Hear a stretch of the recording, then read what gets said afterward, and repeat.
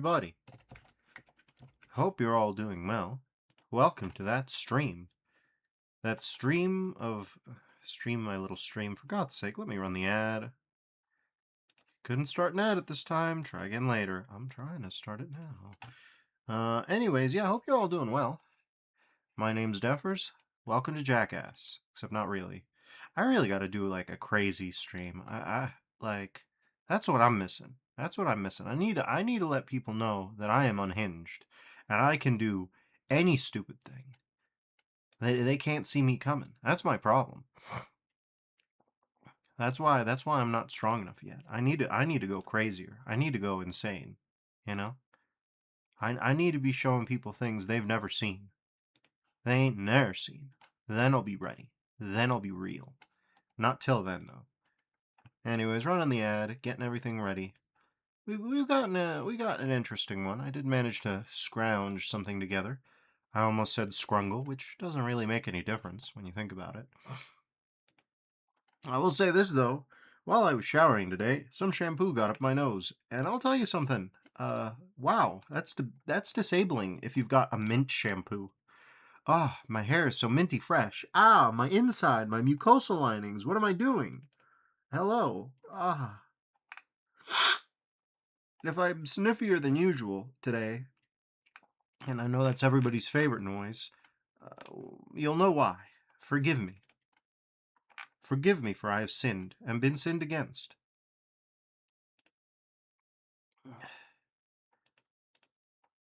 Anyways, yeah, we're here now. So, what have we got? I've definitely gone past the ad window at this point. So now it's only time to show off what goods I've got. What have I got for y'all tonight? Well, it's called Neptunian Nightmare. Neptunian Nightmare is an in-progress vanilla map set and partial conversion for the Ultimate Doom Comp Level 3. It's an atmospheric romp heavily inspired by the Doom Bible and its associated prototypes, as well as Team TNT's TNT Evolution, and Icarus Alien Vanguard. As of this OP's latest update, December 11, 2025, the first 2 episodes of Neptunian Nightmare are finished and can be played. Neptunian Nightmare is meant for the Ultimate Doom only, as there are 4 planned episodes, as well as future monsters that'll use the Doom 2 monster actions. Don't run it with the 3-episode Doom or Doom 2 is what I'm trying to say. Story. The UAAF facilities surrounding Neptune are often forgotten by the other divisions due to their isolated location and poor radio signals, and therefore receive less checkups and inspections. When the division announced that their Triton processing base, located on the prestigious Mazama crater, was experimenting with a volatile chemical Ice-9, the UAAF administration didn't bat an eye. But as it turns out, they really should have come knocking.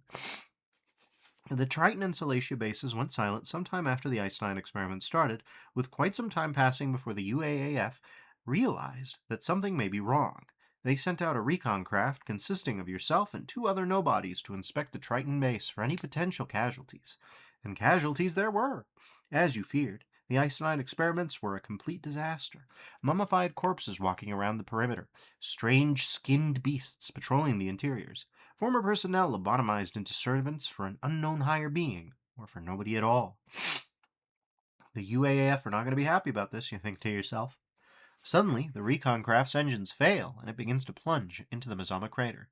You jettison out at the last moment and wind up on the premises of the Triton Processing Base's South Dome. You see your former recon craft on the crater's rim, wrecked and burning. There were no survivors apart from you. Scrambling, you make your way into a small waste treatment facility on the edge of the South Dome. Using one of the computers in the facility, you discover that there are functioning deep space teleporters within the highest tower of the center dome.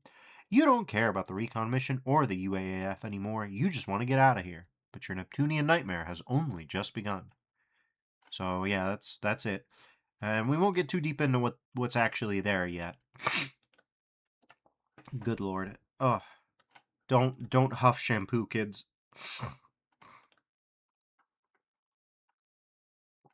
Emperor Parallax says hello to these e-oo-ahs and has rotating cat memes. Cool. And Ventolin13 says, Bobby Prince. Oh no. Bobby Prince has passed away. Hold on, we are going to have to interrupt a regularly scheduled programming for some information, breaking news. Robert Bobby Caskin Prince III, 1945 to 2026. Robert Caskin Bobby Prince III, beloved husband, father, grandfather, brother, uncle, veteran, attorney, musician, composer, and friend, passed peacefully into heaven's musical gates on June 16, 2026. Born March 12, 1945, in Madison, Indiana, Bobby was the eldest son of the late Lieutenant Corporal Robert C. Prince Jr. and Dorothy Humbert Prince. As the son of an Army officer, his childhood included family moves to Birmingham, Alabama, before settling in Athens, Georgia, where he was raised and where the seeds of a remarkable life in music were first planted. Bobby graduated from Athens High School and attended the University of Georgia. During his youth and early adulthood, he performed with many talented musicians and bands throughout the Athens music community, including the area's original jesters, along with his gifted beloved brother, David Prince. Music remained a constant thread throughout his life and was shared with family, lifelong friends, and fellow musicians. Bobby served in the United States Army during the Vietnam War as a platoon leader. Following his military service, he pursued careers in counseling and law before ultimately becoming one of the pioneering composers and sound designers in the video game industry. His innovative work helped define an era of gaming and influenced generations of players around the world. Through his compositions and sound design for landmark titles including Doom, Doom 2, Wolfenstein 3D, Rise of the Triad, and Duke Nukem 3D, Bobby helped establish video game music as a respected art form.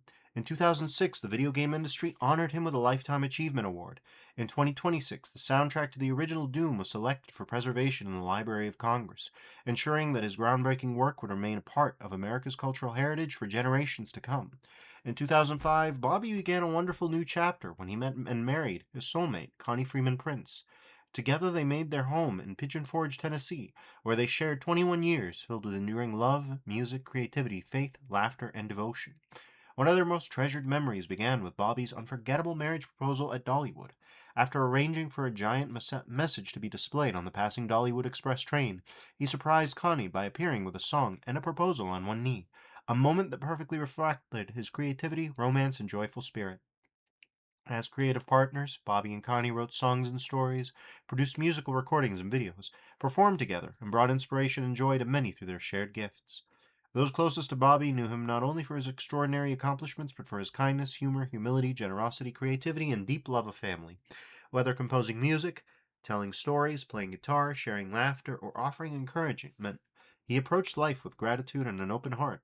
Bobby is survived by his devoted wife, Connie Freeman Prince, his sons, Robert Caskin Prince IV and Andrew Christie Prince, his cherished granddaughter, Annabelle Prince, his sister, Patricia Clark, his sister-in-law, Woody Prince, nieces, Ellen Moore, Lori Elvin Escobar, Molly, John Seawright, and Tiffany Thomas, nephews Mark Moore, Neil Moore, David Elizabeth Prince II, and Gabriel Prince, great-nieces Kaylin Prince and Carolyn Prince, great-nephews Trenton, Cassie Epps, Frankie Moore, Jackson and Davis Prince, and many more beloved great-nieces, great-nephews, extended family members, and dear friends. He was preceded in death by his parents, Lieutenant Corporal Robert C. Prince, Jr., and Dorothy Humber Prince, and by his beloved brother, David Prince, and brother-in-law, Bob Clark. Bobby was also deeply loved and adored by Connie's family, who embraced him as their own, and by a large circle of extended family members and cherished friends whose lives were forever enriched by his friendship, music, humor, and love. Connie and the family wish to express their deepest gratitude to the countless Earth angels at Dollywood and beyond, whose prayers, kindness, encouragement, and loving care surrounded Bobby throughout his illness. Special thanks are extended to the physicians, nurses, therapists, caregivers, and the staff of the VA, UT Medical Center, Vanderbilt University Medical Center, Covenant Health, and Habit Home Health, and Amedisys Hospice, whose compassion, skill, and devotion brought comfort, dignity, and support throughout his final journey. While many throughout the world will remember Bobby for the music and soundscapes that helped define a generation of gaming, those who knew and loved him personally will remember something even greater: a man of talent, integrity, humility, faith, laughter, and love, whose greatest joy was sharing his wit and wisdom with family and friends. Bobby Prince's legacy lives on through his music. His love lives on through our hearts. Well, rest in peace, Bobby Prince, creator of basically all the big Doom tracks that are burned into my heart at an emotional level. I think it's fair to say I wouldn't be who I am without you. So, rest easy. That's a bit of a sad note to start on, but it's important to break the news. And thank you for Ventaline, who adds colon cancer. Yeah, it's a sad time, but, well, it's important to lay those tributes out. Give me just one moment, everybody. I gotta try and get ready for the stream itself properly.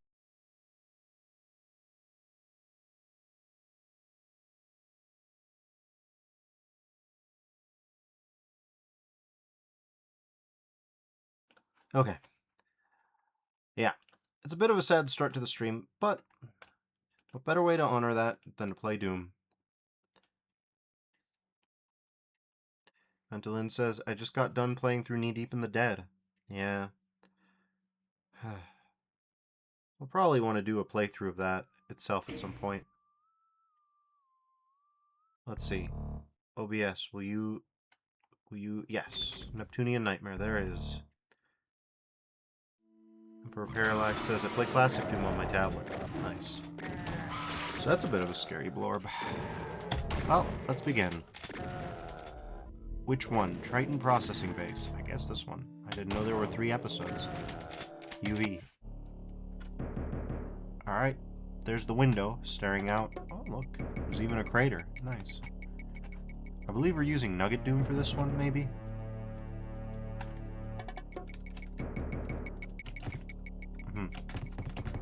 Interesting.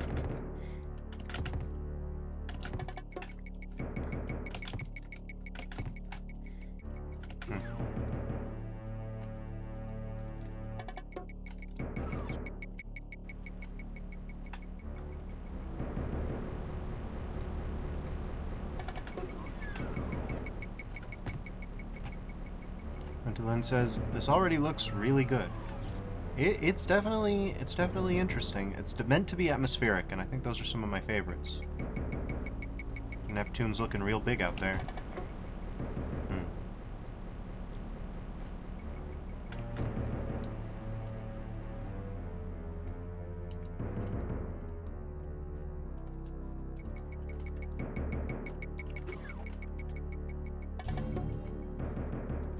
Okay.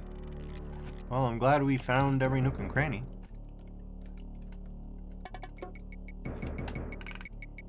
This is a big old map. How many secrets do we have anyway?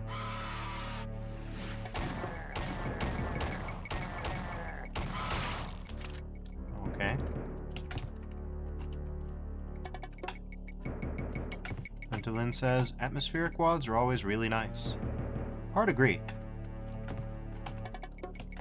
I'm not too obsessive about challenge, but I do love me some atmosphere.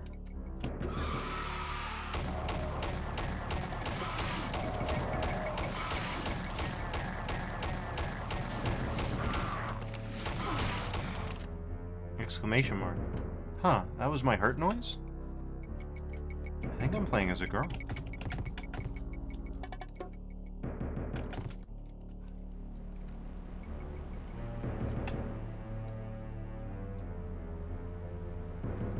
Says, I mean, I prefer more retro-styled maps in the vein of the original Doom. This is pretty good so far. And Vino asked, sometimes hard to tell what is going on. It's true. Oh, okay. Uh-huh. Another secret is revealed.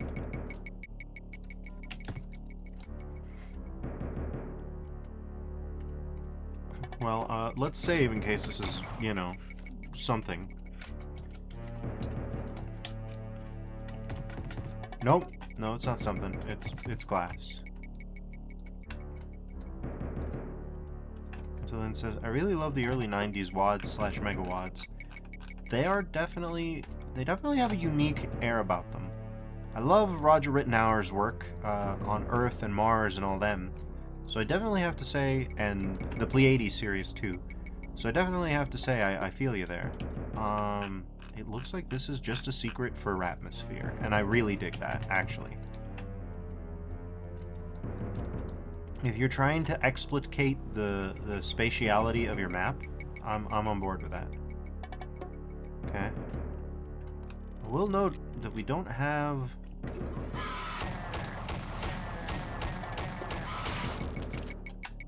We don't have...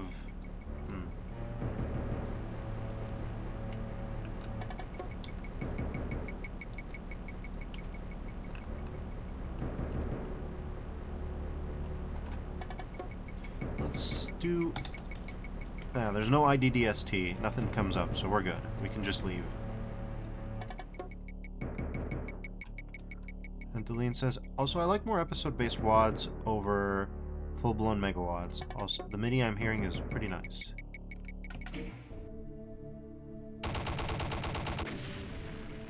Vino says, I like the big chunky numbers, that 9 especially. And Emperor Parallax asks, you don't mean Mega Man WADs, do you? I don't think so. Oh, that's pretty good. I wonder if that was made in Blender. It might have been. I don't know that you needed Bryce 3D for this, or did they go all the way to make them in some original thing. Anyways, here's the UAAF barracks. I wonder if we'll get one of those Plutonia 2 UAAF logos. I like them. Oh, look at this continuity. This is like an airlock. Well, here's a Bobby Price track, I think. Or Bobby Prince track.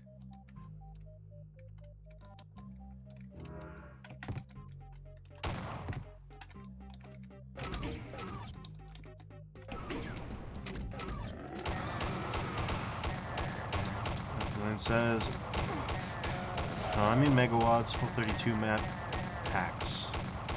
Yep. I don't mind 32 map packs, but I do prefer when they're broken up into episodes like Eternity 2 had. That's even bigger than a full 32 map set, but it's fine. I'm gonna go continuous for a little bit, just because you got a backpack with no other ammunition, with no other weapon on the first map. Need a yellow key to open this door. Okay. Well, let's, And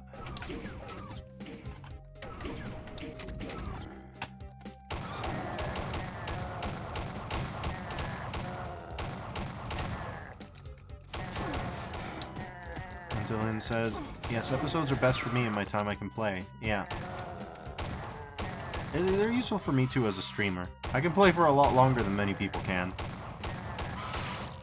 But it's still good to have a natural stopping point.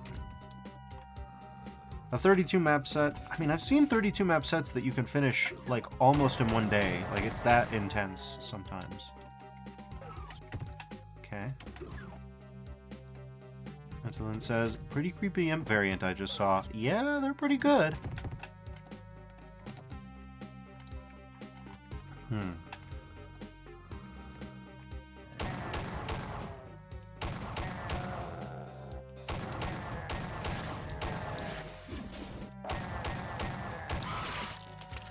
Don't think just because this is atmospheric that it's going to be easy, though.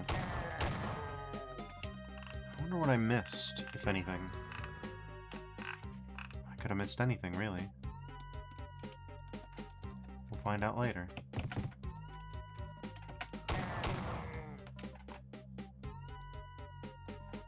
Dylan asks, is that his mouth? I'm not sure. We'll see the next time we spot an imp. Talking about the imp? Yeah. Yep. I think that's his mouth.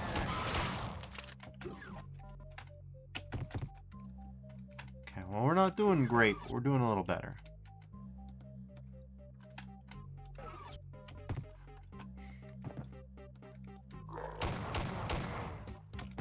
We're really holding back on the shotgun. So we got UAAF, but it doesn't use the star logo from Plutonia 2.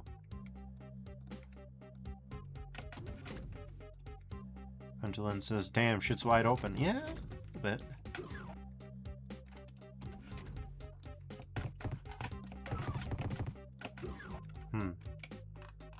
So that's another spot. We still don't have the yellow key, though. The Yi card eludes us.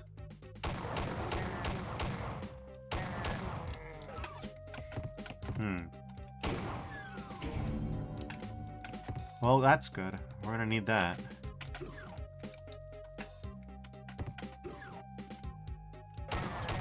Dylan says something about the mouth being completely black makes it very creepy. Don't disagree. Okay, this is like the medical office. And the last one was like the galley or the armory. Probably the armory, since there were little helmets all along this side. Yeah, there's the pistol, so... Wait. What? So there's only more ammo clips in there, huh?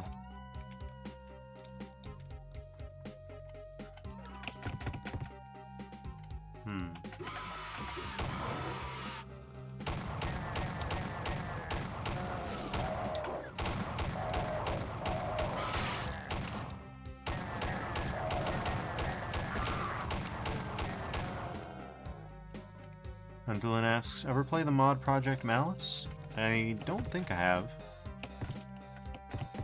Picked up a health bonus. Look past that. And Dylan says, it is my absolute favorite mod right now, and has been for a while, actually. Interesting.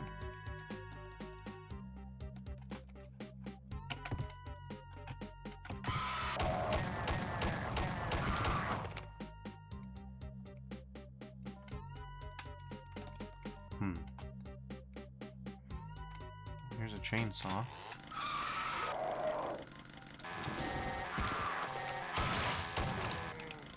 Okay. Yeah, we're using Nugget Doom, by the way. Uh-huh. Here's another backpack, which is fine, because we still haven't gotten another shotgun, so...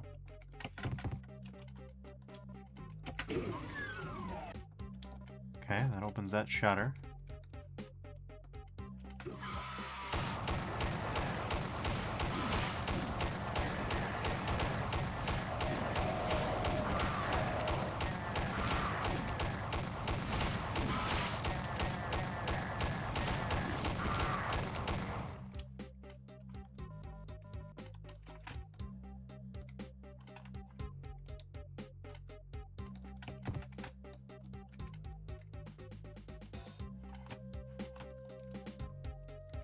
And Dylan says, never played with Nugget Doom, looks great though. Yeah, it's pretty effective.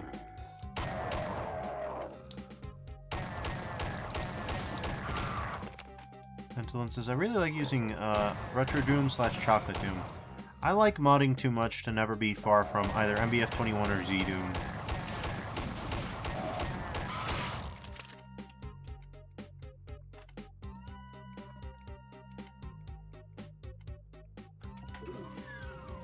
It says, Doom was always a nugget in a dank Podsian sense. It's interesting to compare it to nuggets in this sort of abstract sense. I guess I could see it. Like, it is very, as an early game, it's very mixed out of things. Emperor Parallax asks, what's Nugget Doom? It's like DSDA, it's an NDF21 compatible source port, but a lot more maps are targeting it these days than just regular old vanilla Doom for reasons that I don't, technical reasons that I don't know the full details on, but it involves status bars and bright maps.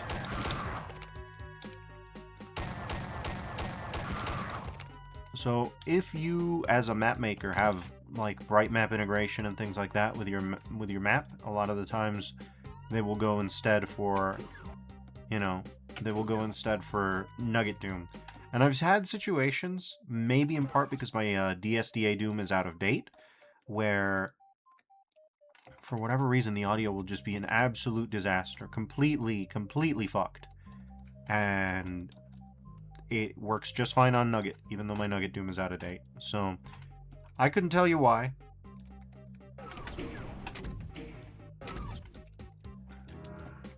Okay. Let's check this out.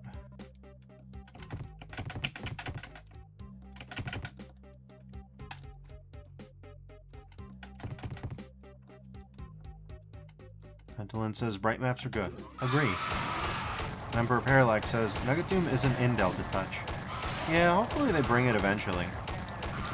Porting things to Android seems like a giant pain these days, though.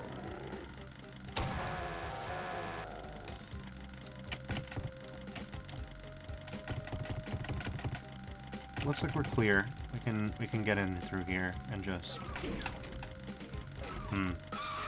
Looks like we're down...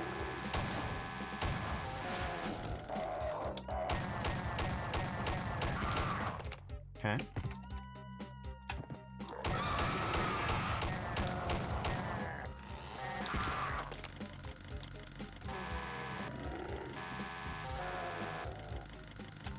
Alright. So, we're here. We made it to the subway. We had to go through the barracks, which are... And by the way... Oh, no, I missed a secret. How in the hell did I miss a secret? Yeah, well, we'll save. That'll be the best way to showcase these things. grab this.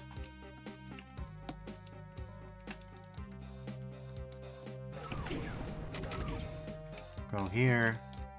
The secret is in here somewhere. Ventolin asks, how old are you, Defers? In my 30s.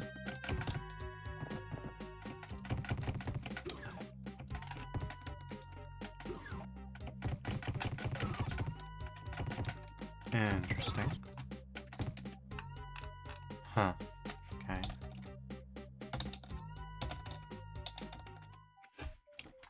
Ventolin says, nice. I'm 33. Nice. So it looks like it's here. Whatever it is.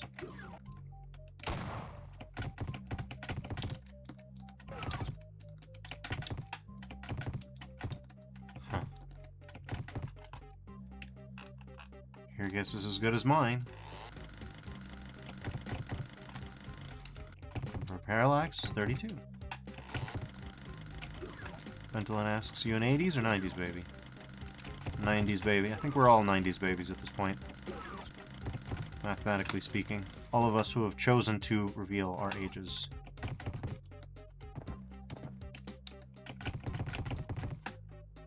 Okay, well, it's...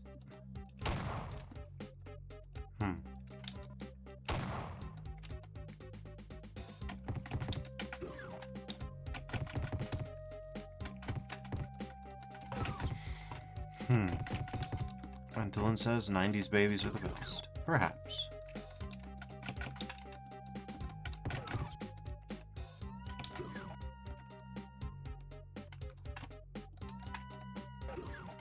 Ventolin says we had the best shit on TV, I swear. Maybe. Really depends on where.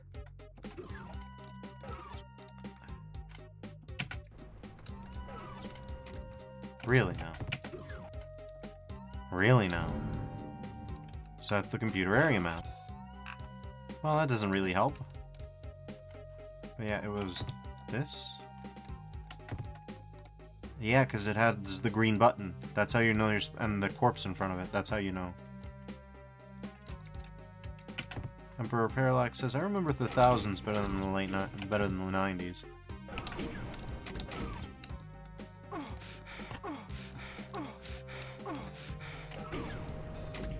Well, that hurt, but that's okay. That makes for better television. If we're gonna be doing continuous, may as well. Emperor Parallax asks, why did you take damage? Because that's in outer space, that's in the vacuum. I think that's the diegetic reason. We needed the spacesuit to be able to breathe. Entering landing zone. Alright.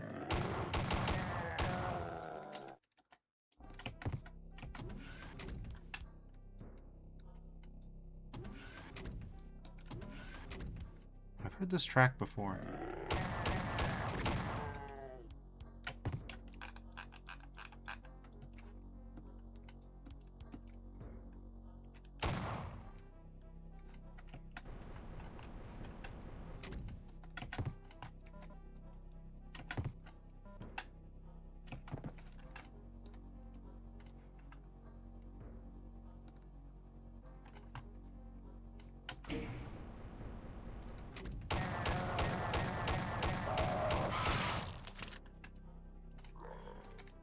Says, Courage the Cowardly Dog is easily my favorite cartoon of all time. It's a really good one, I think. I don't know where that guy is, but damn, his idle noises are freaky.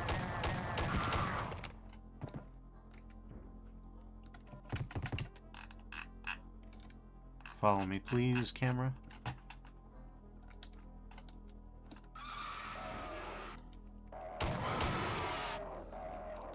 Okay, we got some freaky noises going on.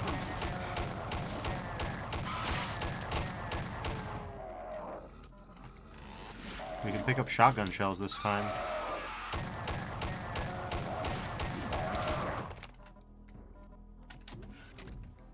Okay.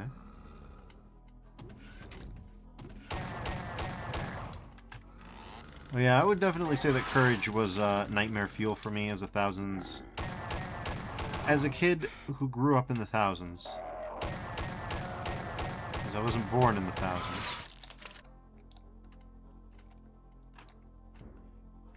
the Return to the Slab one freaked me out a lot, and then there was another one that had like a freaky black and white head.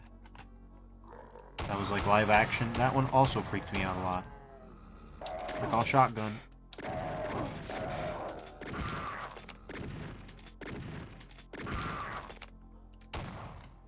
Until it says it still holds up after rewatching it on Tubi. It's so good and the art is so perfect, it's not even funny. John R. Dilworth is a god in the department of all things animation. Emperor Parallax says, I remember him. He's the spirit of Harvest Moon. Yeah, probably. That sounds about right.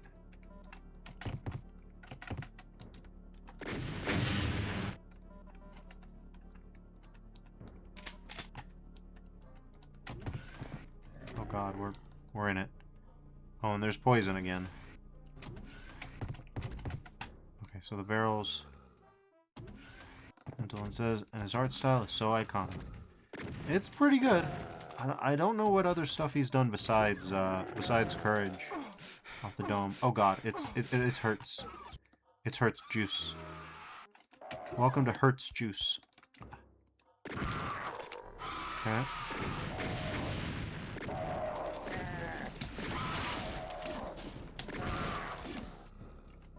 Alright.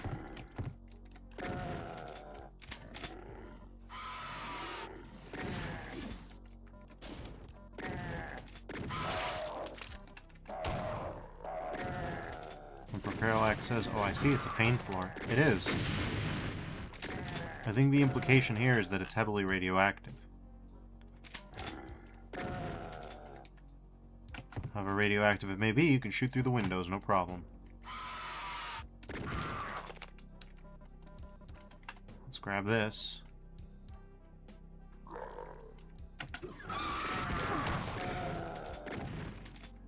Getting shotgun there was no fun.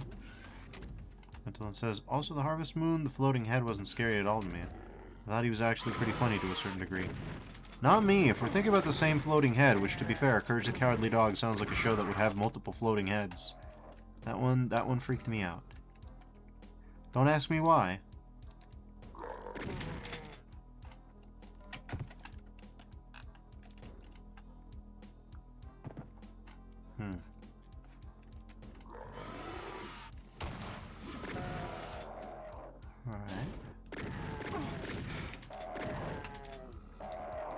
Parallax says 2 words, Violin Girl. If you know, you know. I know. Oh, I know. It took me a second, but then my brain immediately reconfigured and I remembered. It's crazy how fast I remembered, actually.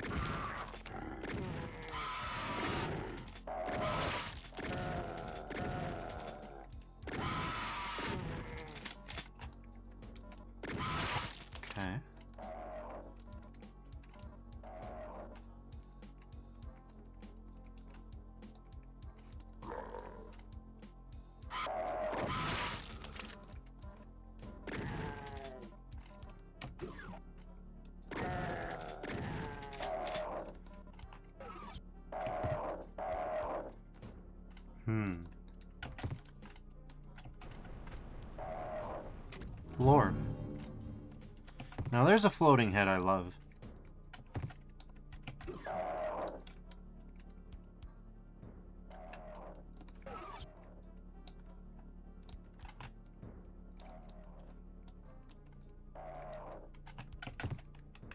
Parallax says, I like how in the current year I can binge watch the series in a moment's notice.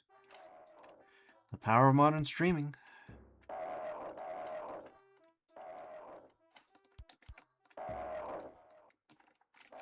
There he is. Sometimes they just decide, I'm going to hang out here, and I'm going to walk around in a circle, and I'm just going to do nothing. I'm in a dark, shadowed circle. I'm thriving. I'm in my lane. I'm moisturized. I've decided to give up fighting and move to a convent, and I'm just going to make noises.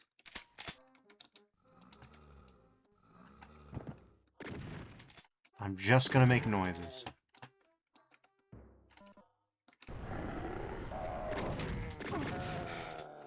Shotgun shells, don't mind if I do. There's a clip.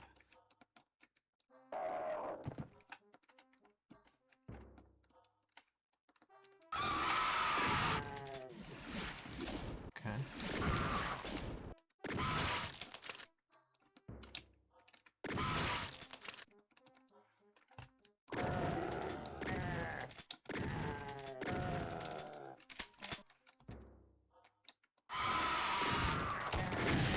Grim Adventures of Billy and Mandy was a good show. For some reason in my mind, I can imagine or remember there being more episodes of that show than there were Courage, even though I feel like they ran for about the same length of time. Don't know what's up with that.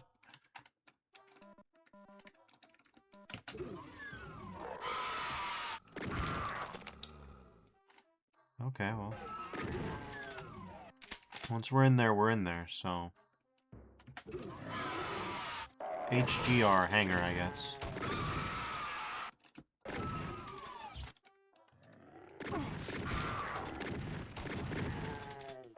Okay.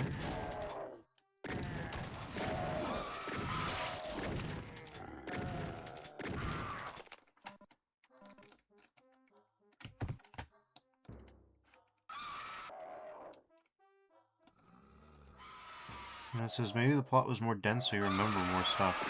I don't know about that, because I think both of them had like a monster... Well, not really Monster of the Week format, but like a new plot every episode kind of thing. In Courage's case, that usually was a Monster of the Week, but it wasn't always. Monster of the Sometimes.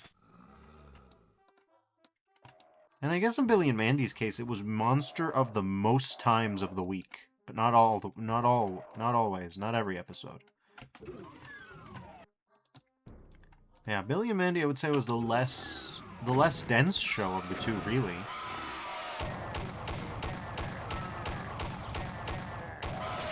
Like, both shows were fundamentally comedy at their core. And both shows use horror aesthetics in their comedy, but I think Courage is more... I would say that you could fairly say that Courage is trying to scare the kids. At least some of the time.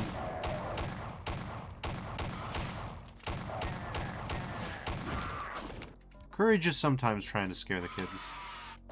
Whereas, I would say that Billy and Mandy is very, very seldom trying to actually be scary. It's trying to be silly like 9 times out of 10. Antolin says, I also watched a lot of Three Stooges because of my grandfather. I'm still a huge fan of the show to this day. My version of that is that before I moved to the States, the syndicated television was different in the country I was from.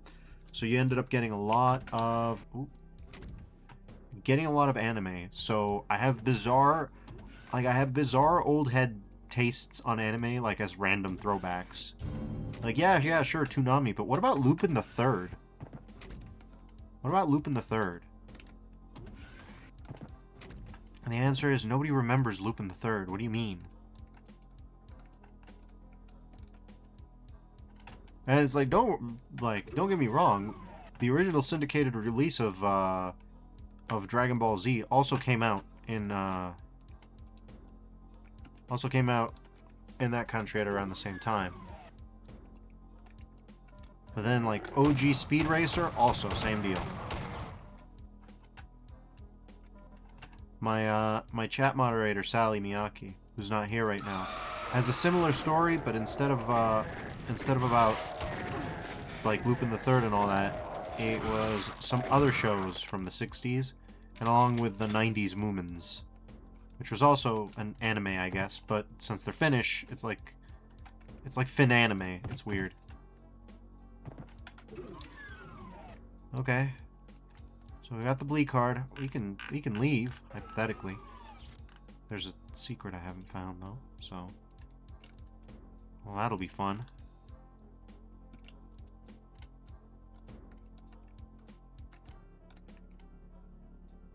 Antolin says, just notice the smoke when you fire the shotgun. That's such a nice touch. It is pretty good. Interesting. So you can get there somehow. There are a lot of places to go here.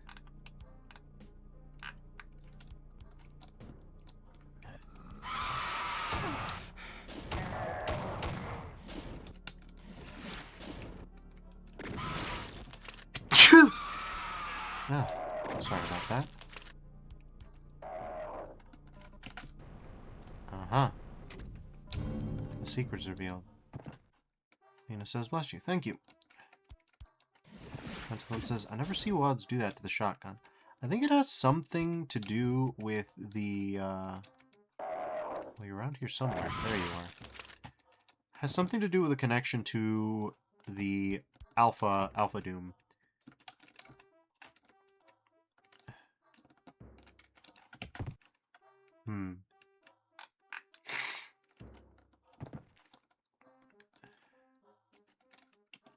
Let's see. Obviously, we've got the exit. We can leave, but there's a secret exit, so we need to know what that's about.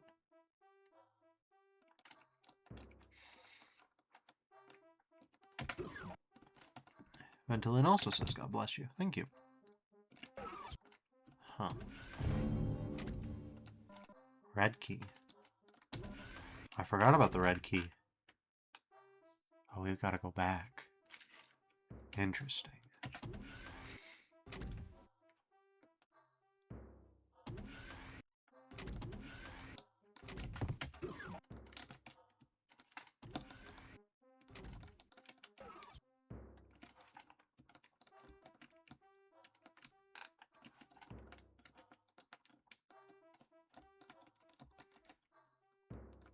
And Dylan says, yes, blessings all around. Indeed. Okay, that seems like an exit. So we're not going to do that, because that's the vanilla exit. We're going to do... Emperor Parallax says, gonna go sleepy soon. Well, when you do, thanks for dropping by. I appreciate it.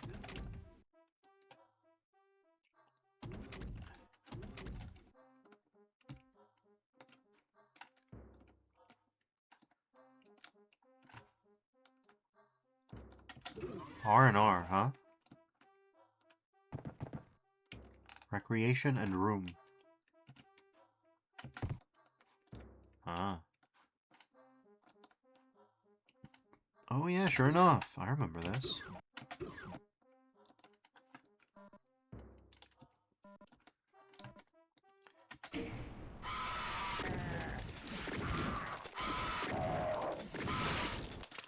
Okay, so let's do IDDST just real quick. Okay, it's over there. And then, whoa. No, not IDDT. Okay, there we go. We already knew that was a secret, so it'll be fine. Alright. Ventolin says, but seriously, I'm gonna really miss Bobby Prince and Oliver Tree. Oliver and Bobby were both such beautiful souls that were all lost. It's a shame. With Bobby, since he was in hospice care, it does sound like probably at least his sufferings have ended, and that's something that can only be... It can be hard to say goodbye, but it can be celebrated that at least they're not in pain anymore. Entering old storage. Interesting. And it's always the complicated feeling for me when someone is passing on after they have a long struggle. It's sad that they're gone, but on the other hand, it's good that they get to rest. Obviously, Oliver Tree's situation is a little bit different, and that one's definitely a lot more tragic.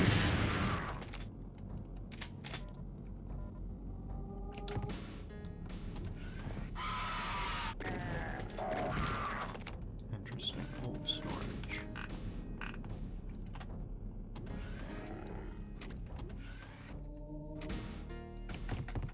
Ventolin says, I agree. It was the same for my grandfather when I lost him to emphysema. I lost my granddad to multiple myeloma, so I know that feeling.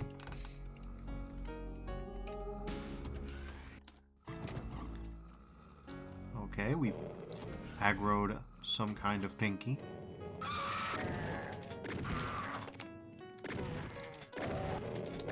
Oh god, this thing's freaky. Okay.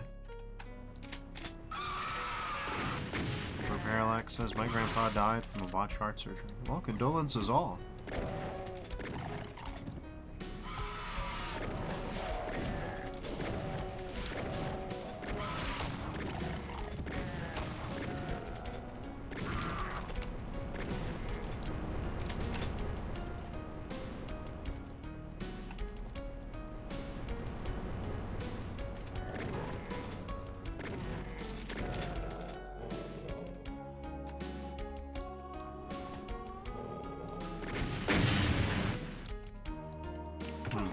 Oh god, it's hurt water.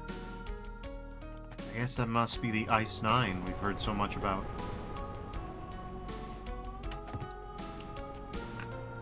Okay, follow mode, please. There we go. Someone says, very sorry to hear that, Emperor. My condolences to you as well. Yep. It's a sad time all around, but it does happen. Huh. Okay, we do come back here, so we gotta be careful with this airlock. Okay, let's grab that juice, and away we go.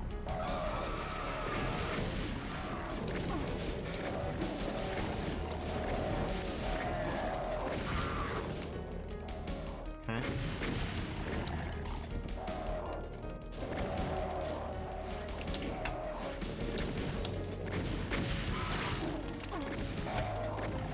And we got. Let's keep moving, I guess. Here's an exit. What else is there around here? Box of shells? Alright. Well, we want to move that way, so...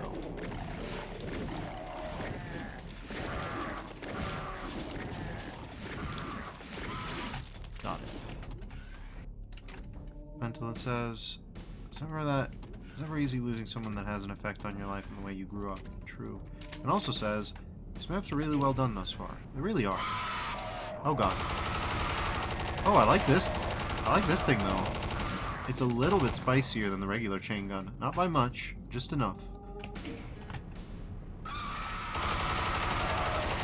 Look at it go. Okay.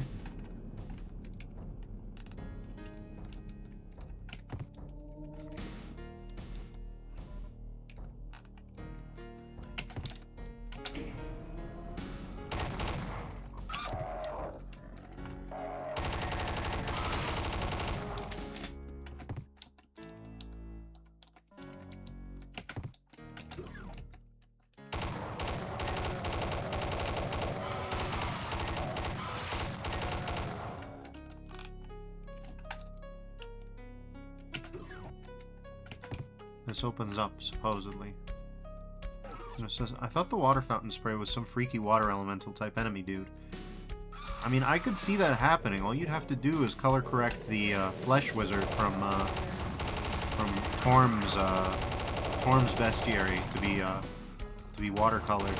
And you could even mix the fountain spray, because I believe that's the Duke Nukem water fountain spray. And Dylan says they legit made that imp variant look like an alien. No longer looks like a demon at all. Still like it though. Yeah, it's interesting. Ooh, we got the pipes too. I don't know if this water is safe to touch though. It's hard to say. Better not risk it.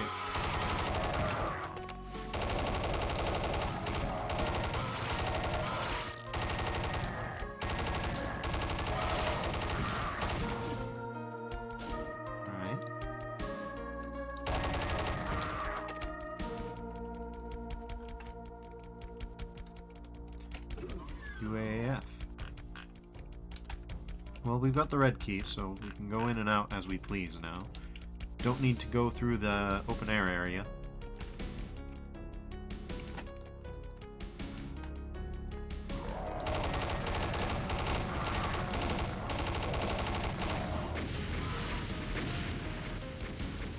Well, these barrels are nice and easy to use.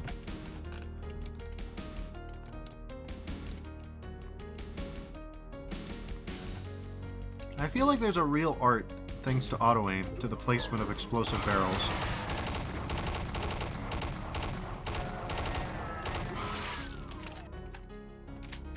It's not a thing you can just rely on to be, like, easily and conveniently done.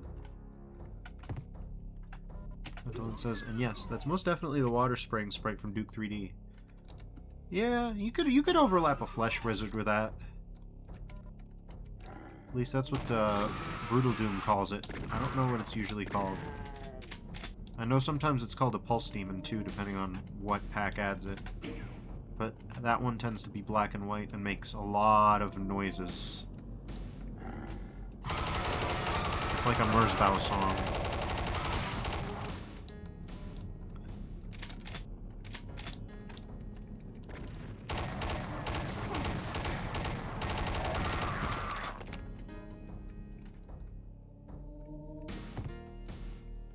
Antolin says, I drank so much spraying toilet water in Duke 3D, so I would definitely know that shit.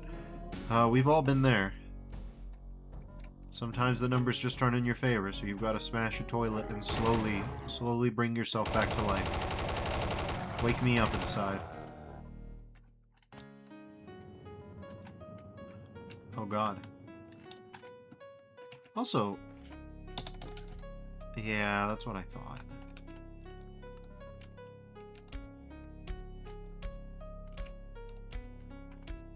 Let's see what I missed. Interesting, we can't go back. Well, that's unfortunate.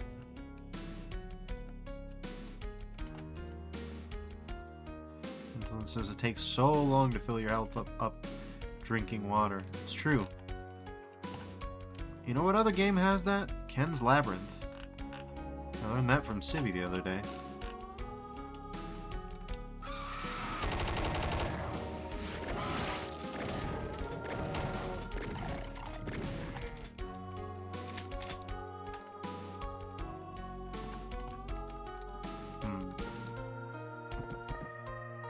It says Ken's Labyrinth is amazing. It certainly beggars belief.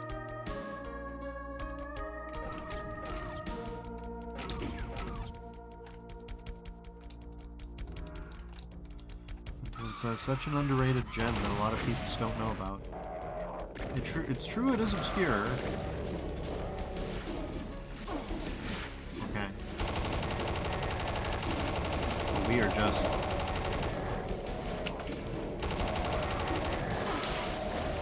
Jesus Christ. His rad suit is leaky.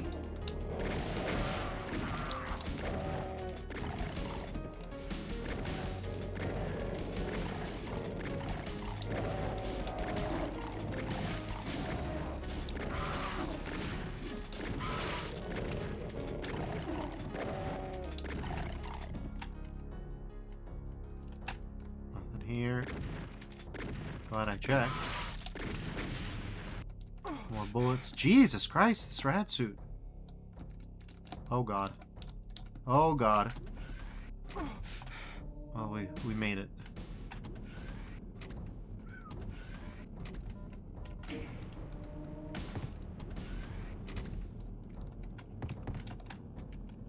Nothing this way, huh? Why is that? It says, to be honest though, I'm much more of a Nightmare 3D kind of guy. That one is so good. I have not heard of Nightmare 3D.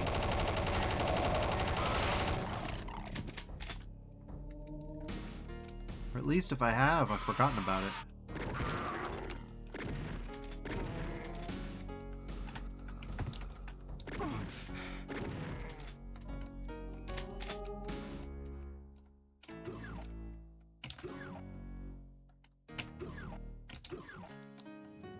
Nice, that's Dazo.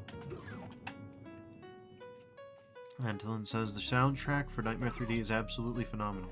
Can I share it in the chat? Go for it. I don't know if my auto mod will be weird, but if it is, I'll just take care of it. Don't worry. All right.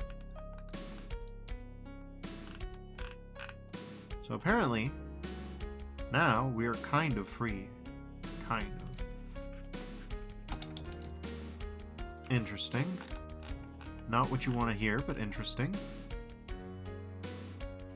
That will suck for me. I didn't mean to IDT, but oh well, force a habit. Oh my god, I missed every single secret in this map, huh? Yep, that's cool. Alright, well.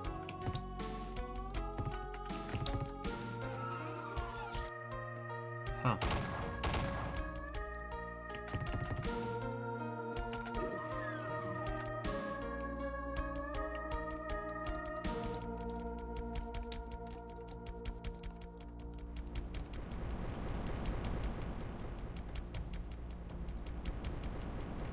Interesting stuff.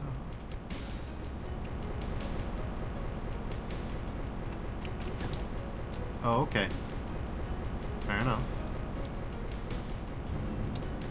here's a secret.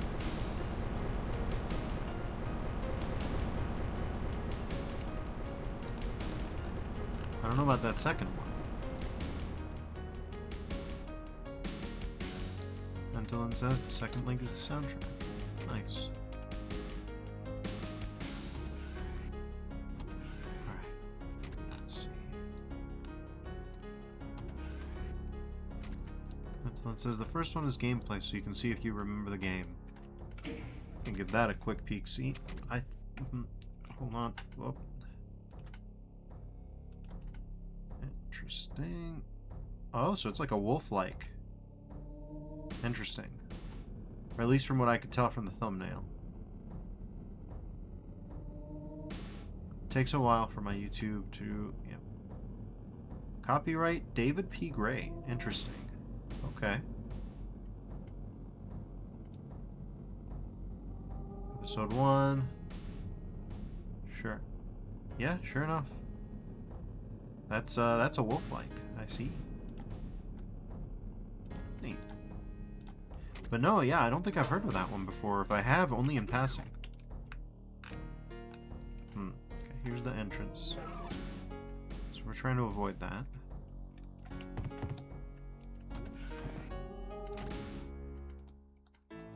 Until it says, it's a very family-friendly first-person shooter. Same engine, I believe, actually. He still sells the game till this day on his website. That's cute.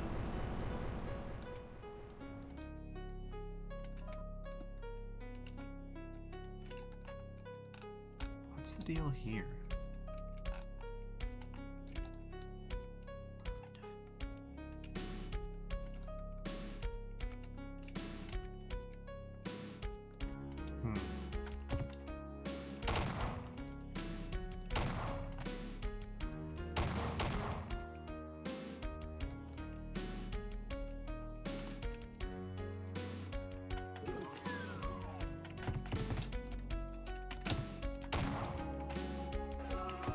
Wouldn't have expected that.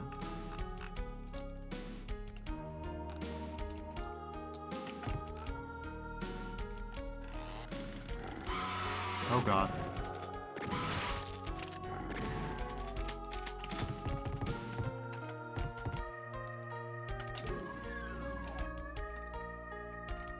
I mean, this wall is different from the other walls. There's no denying it.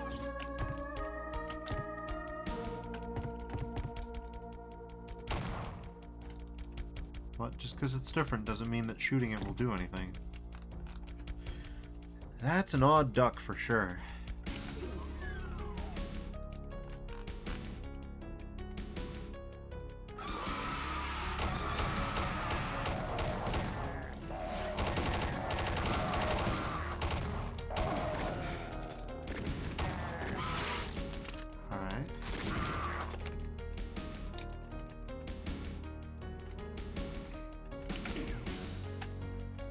Interesting. So this time we don't have to worry about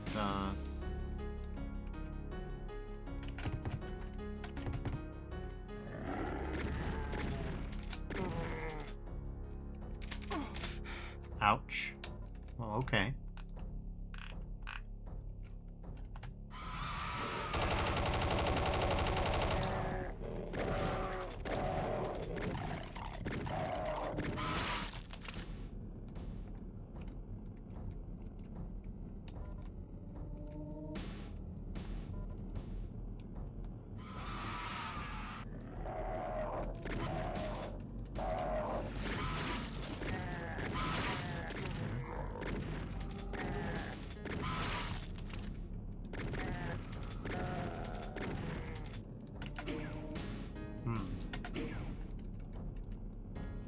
There's the exit. It says, anyways, I definitely recommend a full playthrough of Nightmare 3D on DOSBox. It still holds up really nicely today. If it's the same engine, I wonder if modern Wolfenstein source ports will accept it, as it were. Gone. Okay, interesting. So the good news is, we don't have to worry too much about it being out here, because this is killing us slowly. Okay, we have a...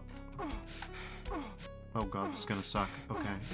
No, we hit the button, so that's good. We don't have to worry too much about that stuff. We don't need to go back out there. But that raises further questions. What did that button even do? It's not entirely clear to me what that button even did. Was there a second button? Let's give it a quick look-see, I guess.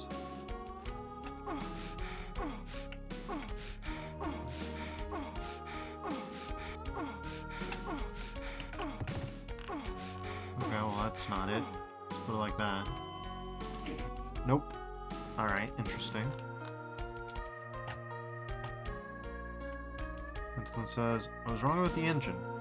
Look, no, Nightmare 3D does not use the Wolfenstein 3D engine. It is built on a separate raycasting engine developed independently by David P. Gray. Ah. Speaking of ah.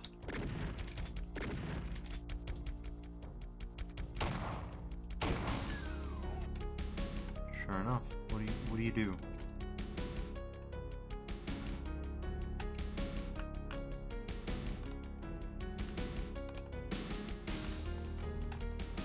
Oh god, I know what you do.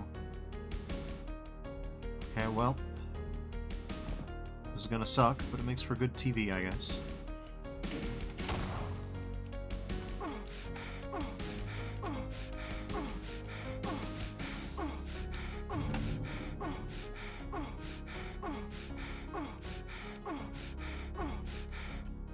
Well, that sucked for us. But we get to keep some armor.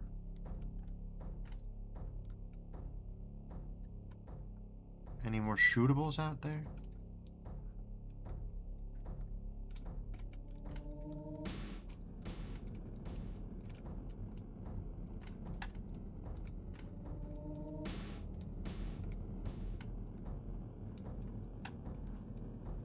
I mean, shootables would at least go a ways to explaining what we're missing here.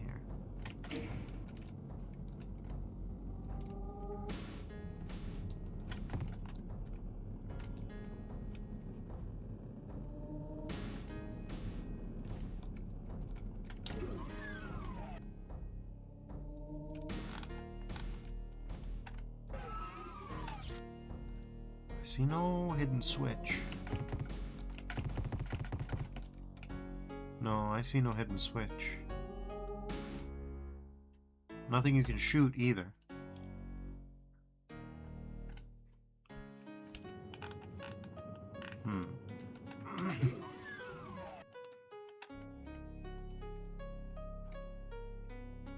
I suppose it could be a 5-minute timer, but I don't know about that.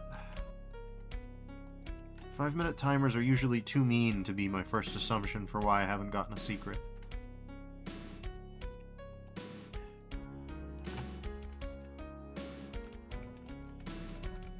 Luckily, we can at least get some health back. A lot of health back.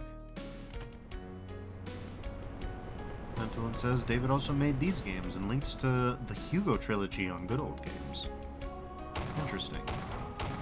I haven't heard of the Hugo trilogy before.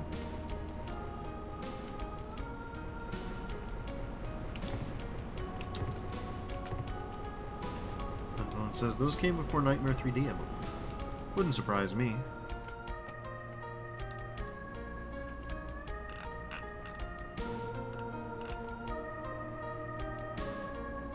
Neptunian says they're point-and-click adventure games. That sounds about right.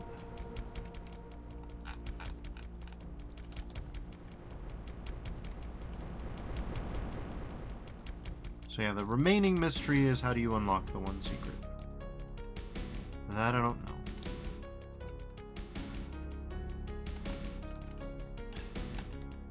There's nothing about the shape of this place that gives me any indication either. Guess I could NDT it real quick. Interesting. That doesn't tell me much at all, does it? Yes, it does. Okay.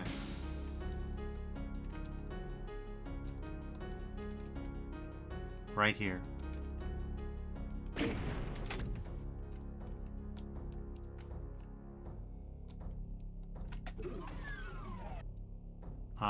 wouldn't have found that.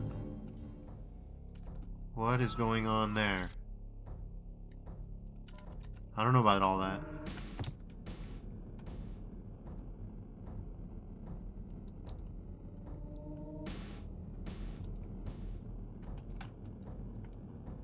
You know, it says Luke Hodorowicz did the same for Banished.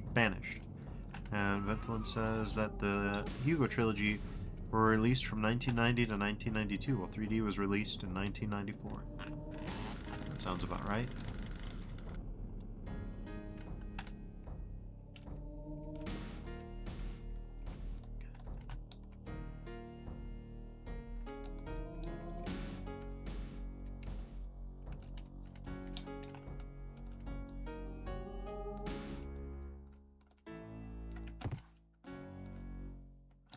Alright. Time to go down into the darkness. That is old storage. And here's Ice 9 processing.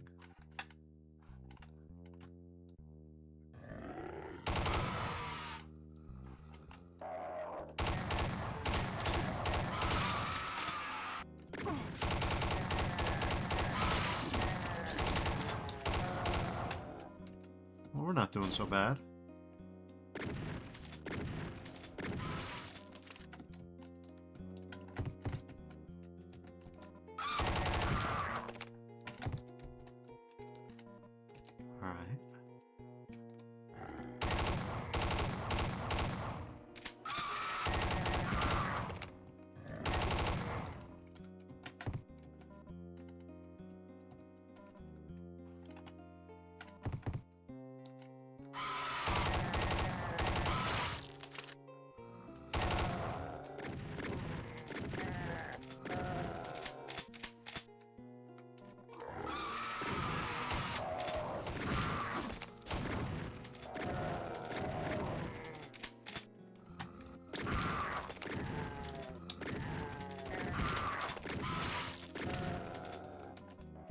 Alright, interesting.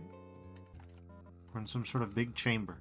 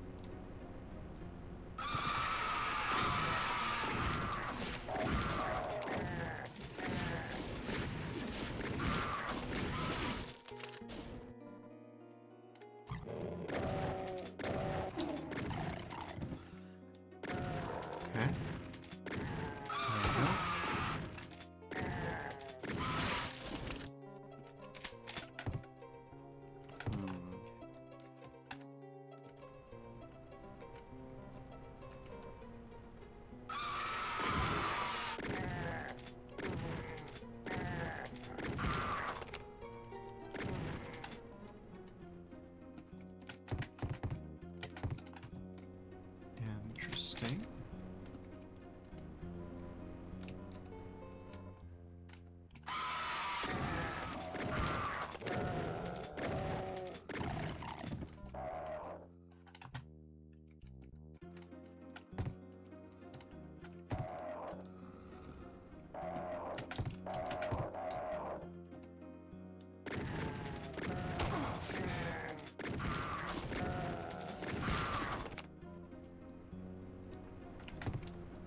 Blocking chair. Interesting. Voltage, huh? Still trying to get the hang of this place.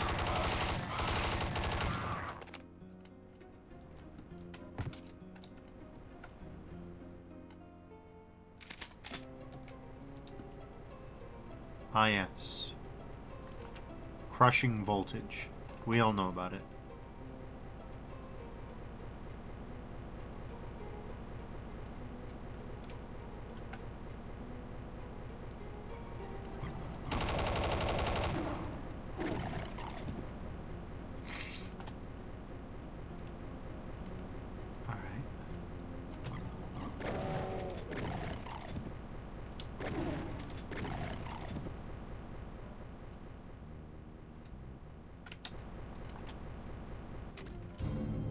blotion.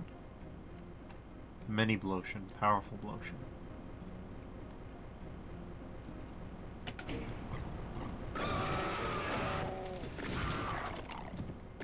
Okay.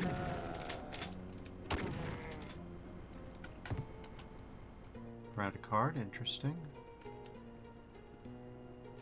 Ice. Well, that doesn't seem too functional. Alright.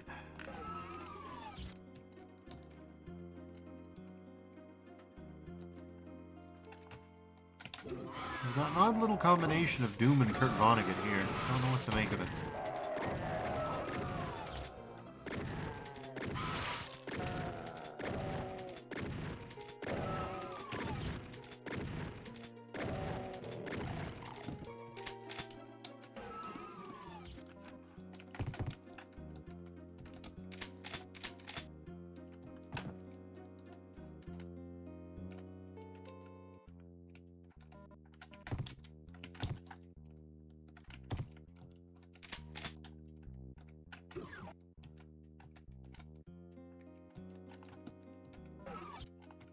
Oh boy, here we go. Spacewalking suit, eh?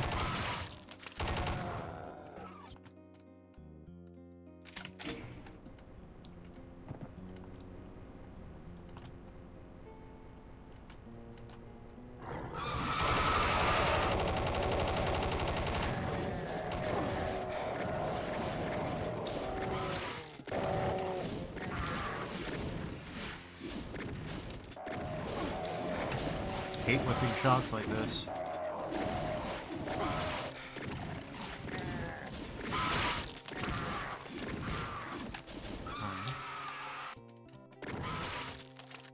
Well, let's keep looking around in here, making sure.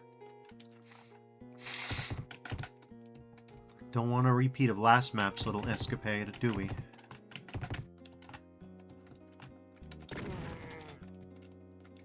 HSR Harsh says, I love when mods use that blue circle high voltage floor trope. It's interesting for sure. I'm surprised that the inclusion of particle effects in, like, in MBF 21 hasn't led to more interesting electrical floor, like, displays.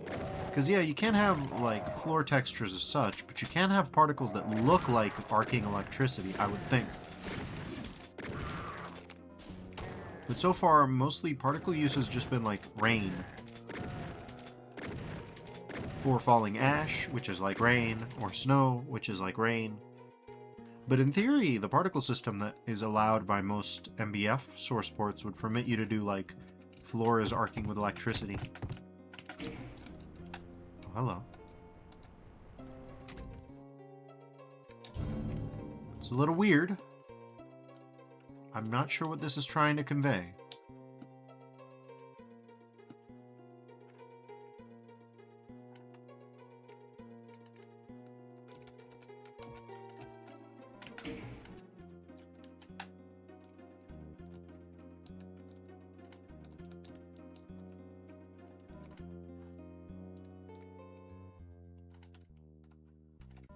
Maybe that's just a really cold air vent, or like a stalagmite. That's another thing that could be HSR, you're right.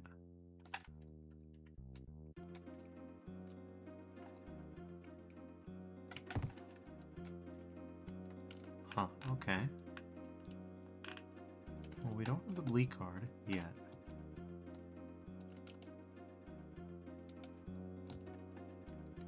But maybe in here. Yep, that's what I missed. Maybe. Yeah, that raises the bridge, and that gives us the bleak card. Okay.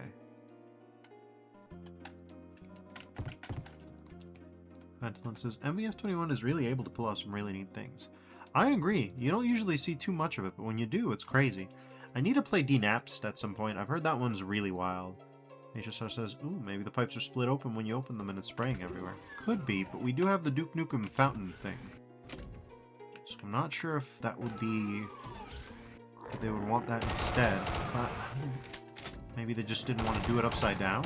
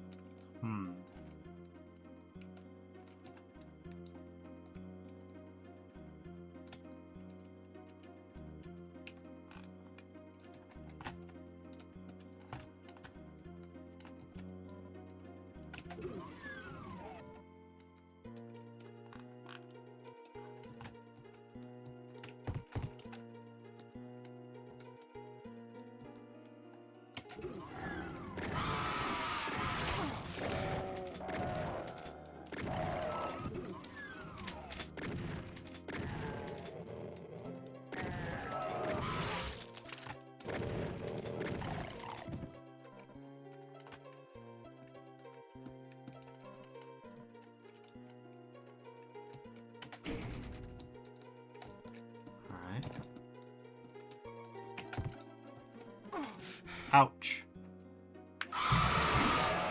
Whoa, jeez. Knocked my headphones off my head by accident, so... at just the wrong moment. Okay, that's enough. Machine gun, go!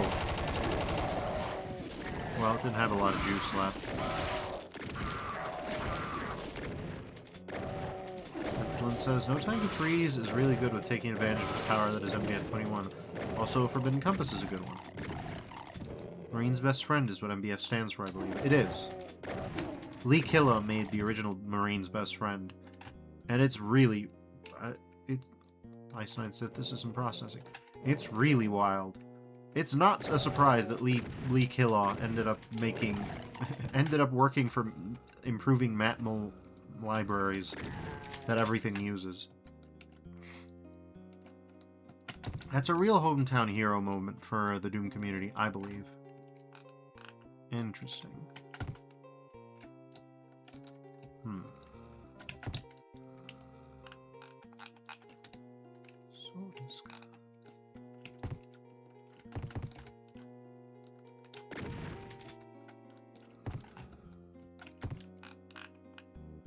Isn't that something?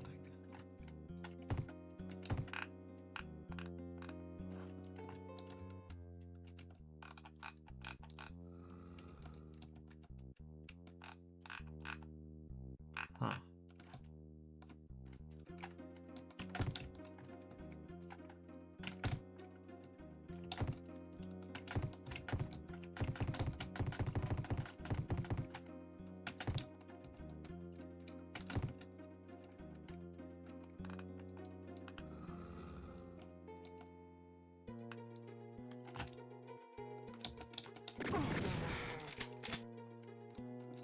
Ouch.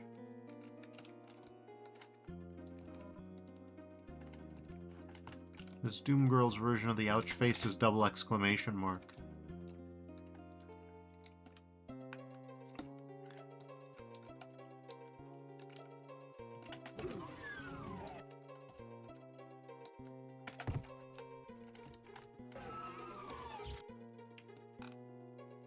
Yeah, it's not going to be there.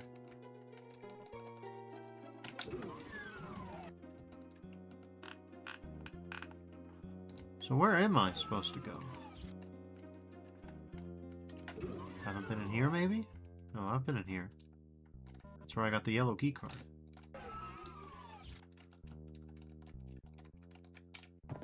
So where's the yellow door? Oh, it's over there. Okay.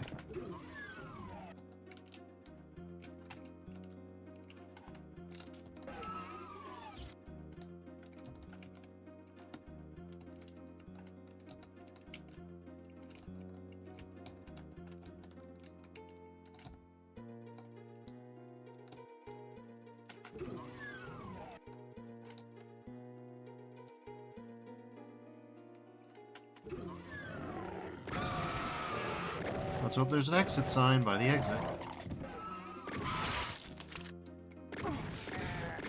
Mentalin says, so besides the mod browser and the latest Kex port of Doom plus Doom 2, the best thing accomplishment as of late for Bethesda is the latest remake of Elder Scrolls 4 Oblivion.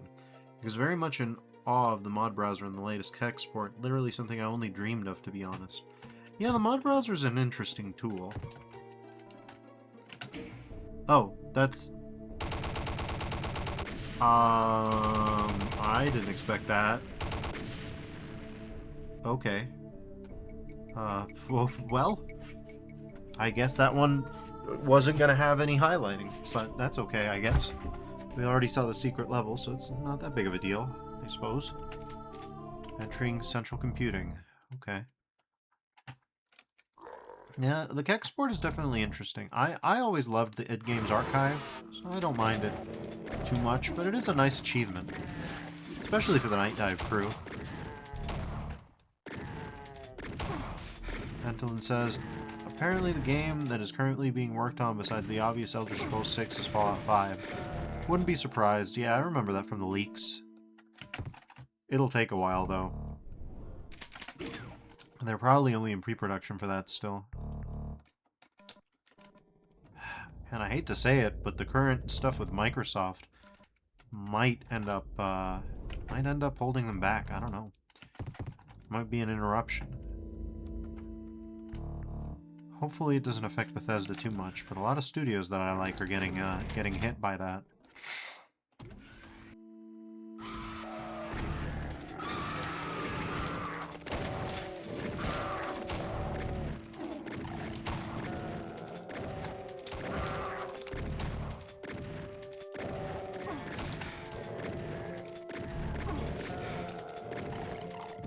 Good lord.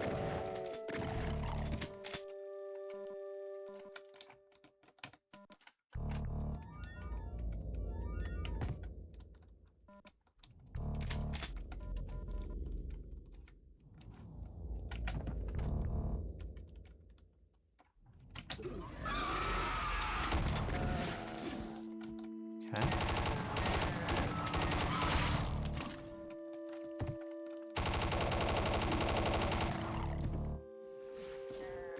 Benefits on Ice 9 of Ice 9 on the human body, huh?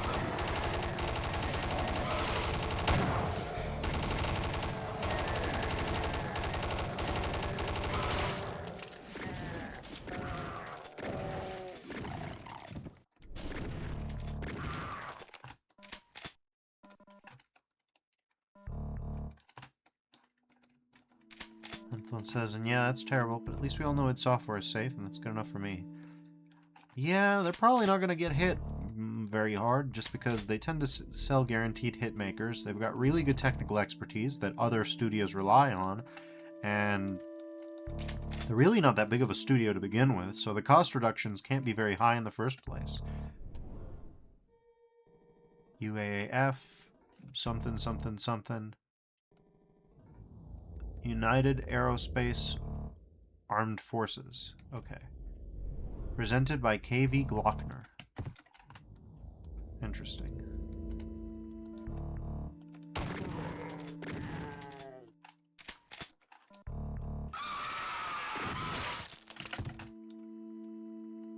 Antolin says, its software defines my childhood/whole life, and that would absolutely devastate me and many, many others. Yeah, I mean, I feel much the same way. However, I will say that it's very unlikely that they're going to hit the core creative talent, and a lot of the people that define the id Software of our childhoods, Romero, Carmack, they're already left. So they're definitely not going to get rid of the studio. They're not going to get rid of the IP, and I doubt that they're going to get rid of, like, Hugo Martin or any of them all. At least I would hope not if they're smart. So it would suck to have cost reductions, which is what's very likely going to happen, and those are just layoffs. But not out of the realm of possibility. I just don't think that it is going to be a primary target, especially because Doom the Dark Ages was a pretty good system seller. Apparently they're going back to exclusives, so that'll be interesting.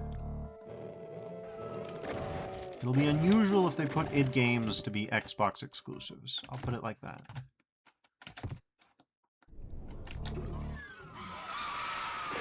But that's contingent on them doing the exclusive model in the first place.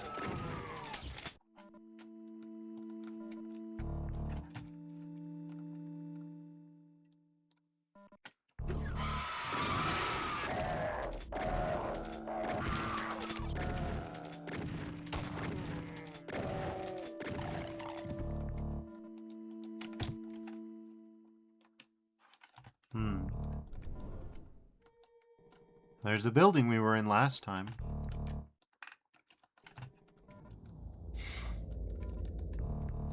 I wonder if in a space and sci-fi scenario, a central computing building does make sense. Like back in the early 90s when we had like these maps, they could name them like computer processing, and that all made sense, you know, vaguely speaking, just out of an aesthetic sensibility. But I wonder if you're in like a really thin atmosphere location, like Triton presumably is, since we need a spacesuit to go out there. Do you suppose that it would actually make sense for thermodynamic reasons to actually have a central computer location with its own custom cooling solution? Ventolin says, I don't think so. Hugo is such an asset to the franchise, in my opinion. I really do not think that they will. I hope they don't.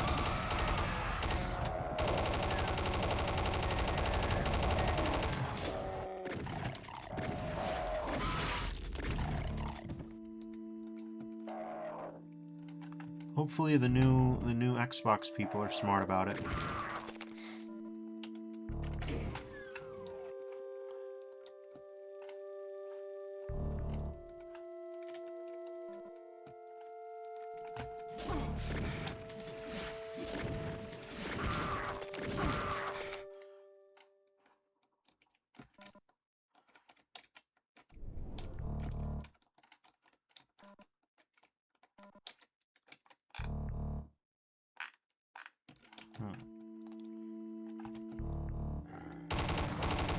Well, here's a big old central computer. PDP 1100.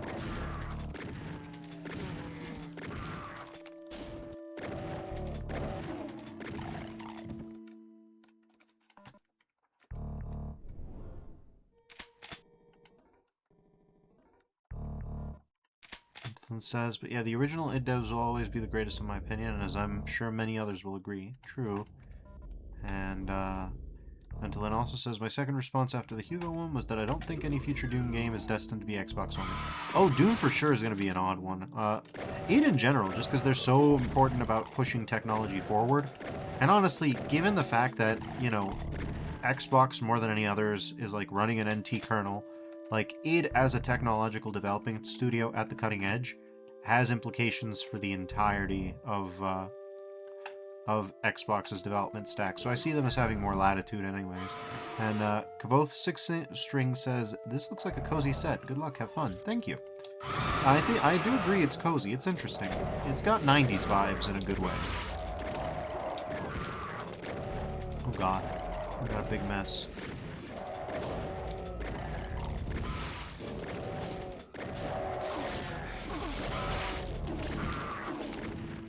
Oh, good lord, what the hell? We got really unlucky there with that guy.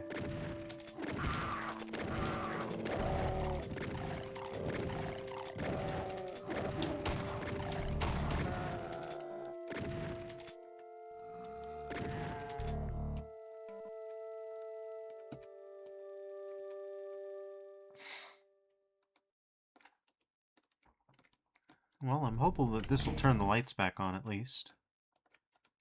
No such luck.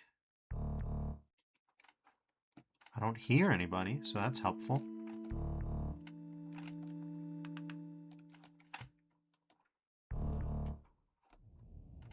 Antolin says, I agree with that. I'm always blown away to see what they do with updated id tech in the new games. Yeah, the ray tracing generation, let's put it like that, is a bit of a bumpy ride just because of the accessibility of hardware right now. But they do always do interesting things. Ventolin also says, yeah, pretty dark in there. Agree. Oh. It's also dark in here.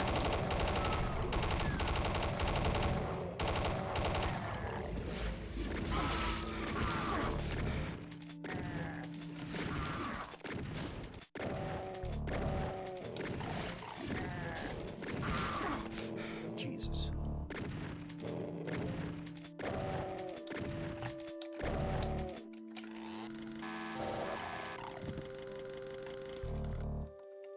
Ventolin asks, what time is it where you are? Oh, just a little after midnight.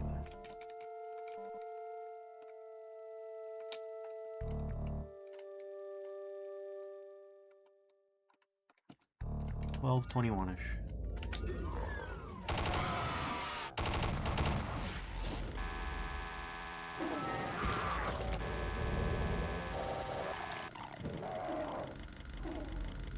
Come on, let's get lucky.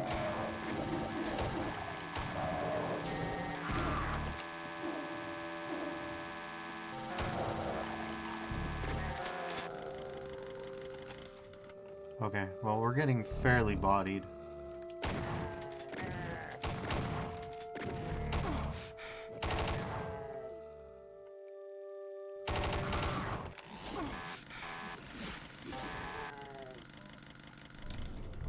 We're dying, kind of.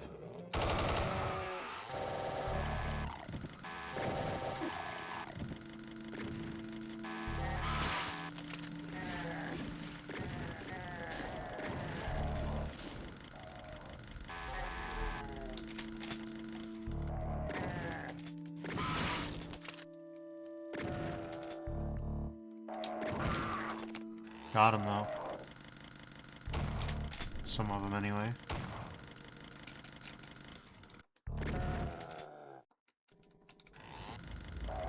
You know, it says, don't die, that's bad for the kidneys. True. Well, it's going to be a little harder to die now than before. Only a little, mind you. Especially if we auto-switch at just the wrong moment.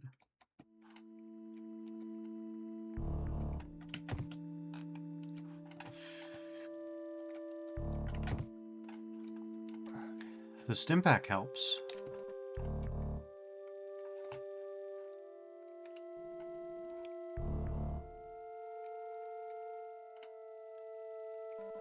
Sector 2, interesting.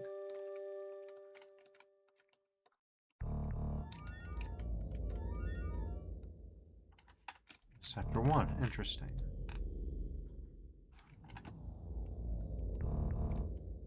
Suppose we could backtrack now that we've got ammo, see what other doors there are.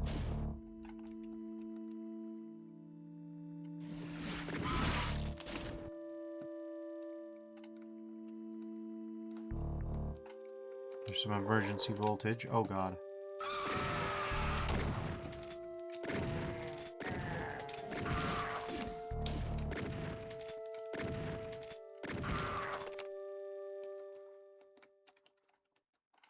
Yeah, we're not doing so hot.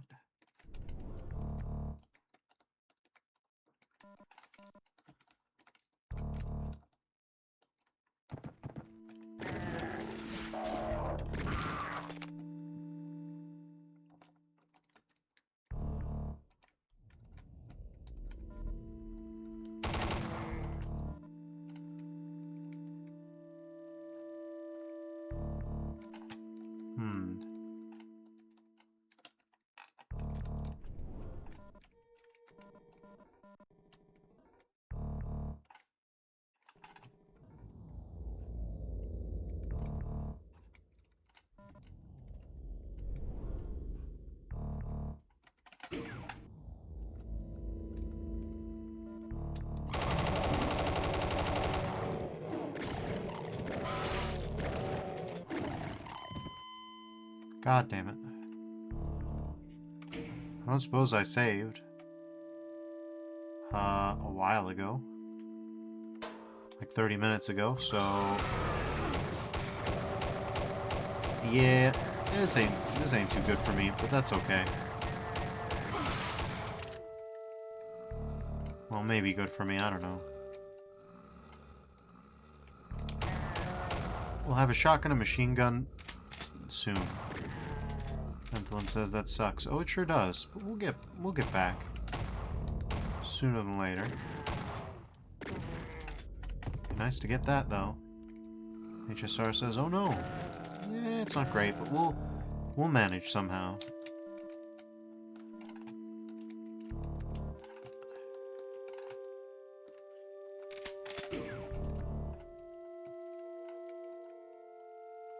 It'll be interesting to see how we manage from here on out.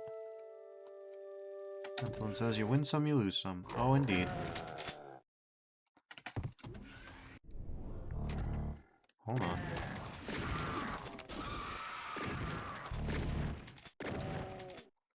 I saw that.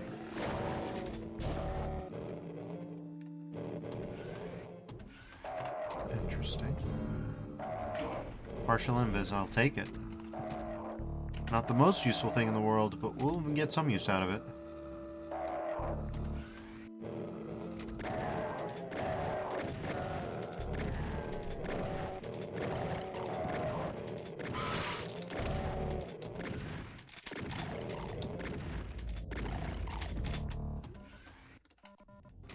Not bad.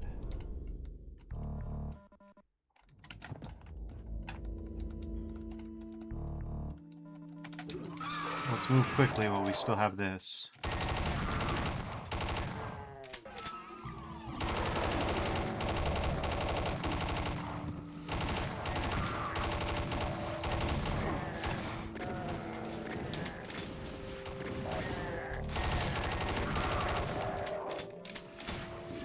Neptunian says, Better luck this time, hopefully. And also, ammo conservation in this level is detrimental. Yeah, it's rough out here. I had a backpack coming into it. And multiple levels of accumulated stuff, so... We're definitely looking at, let's say, survival horror type, resource scarcity.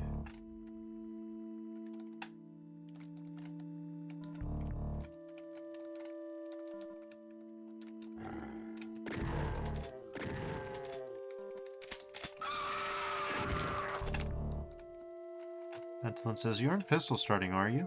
I didn't notice. Yeah, we pistol start on death. It'll be okay, I'm sure. Maybe. It'll mean chainsawing a lot more, not pinkies, readies. Yeah, they're readies again, aren't they? Oh god.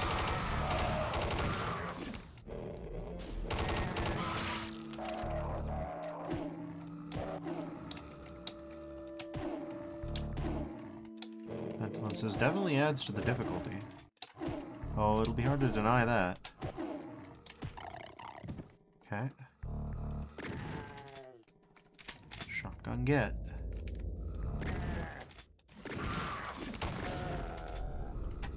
HSR says, probably a no-shit thing to say, but I like when map sets go for beta E1 look and flow, with entire bases or sections of bases laid out with signage and lobbies. NN seems to do that from what you've shown. It does. That was one of the stated inspirations, in fact. Combined with Evolution and Icarus Alien Vanguard. Oh. That'll be useful. That'll be very useful.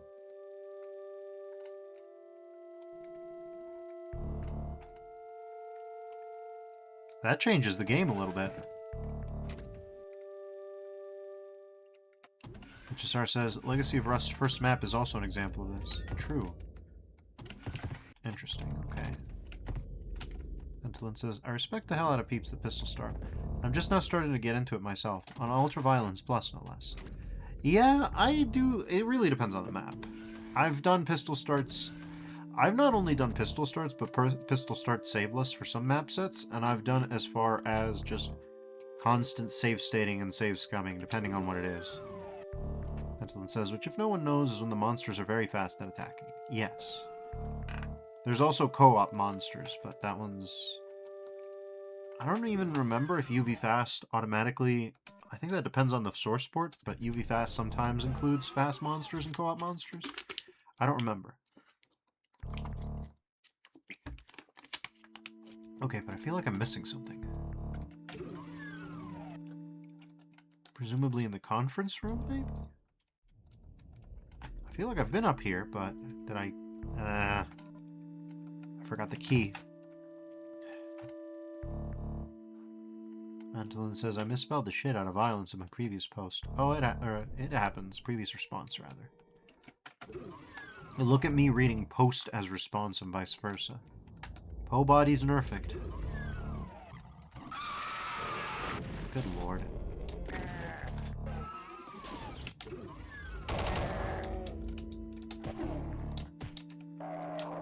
You have selected, or been selected, to get punched slowly to death. Ready?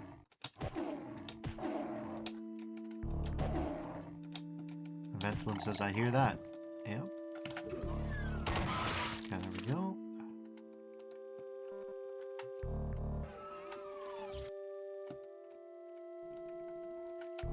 You know, says this Po body sounds like a badass. A powerful soul.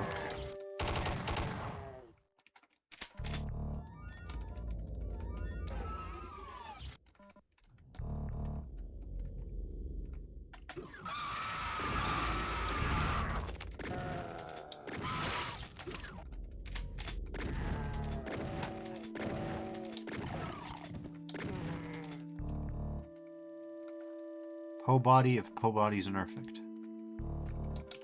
Okay, let's see. Right, there's this whole situation. Oh, look at you. Huh. I'm a little sus of that. Well, that reminds me, we're gonna We're going to be fighting those invisible imps soon. They're faster than regular imps, too, which doesn't help. So we're definitely going to need every machine gun we can, every bullet we can get.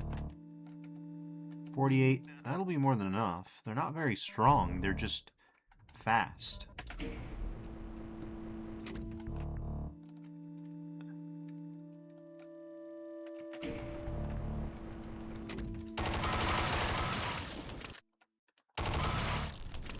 Ventolin says, I hope this WAD comes to the latest Kex port when it's finished.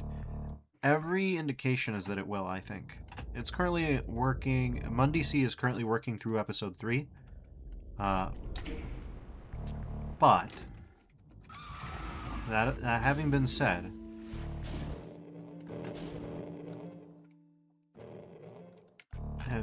all the source port features seem to be indicating... an attempt to... Oh, here we go. Backpack! There we go. An attempt to hew close to Ultimate Doom standards, with maybe a little bit of MDF-21 thrown in. We're definitely not seeing a UDMF port here. Until it says, I remember that being said from the beginning of your stream, I believe. Yeah, probably.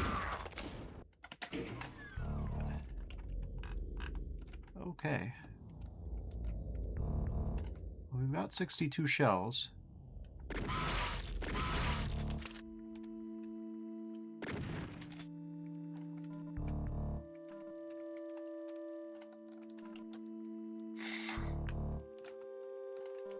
Oh, it's time for this quote-unquote ambient section, which is gonna really, really test me.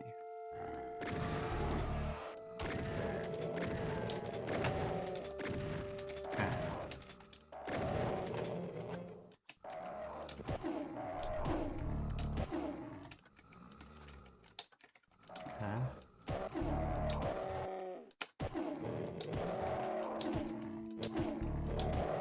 Says that about it being a WIP, and Ventolin also says maybe save? Maybe. Oh, wow, wait, hold on.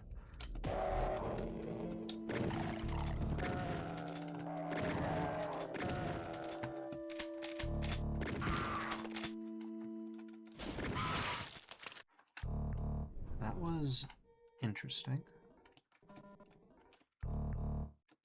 We have a faster punch. Not by much, but we do.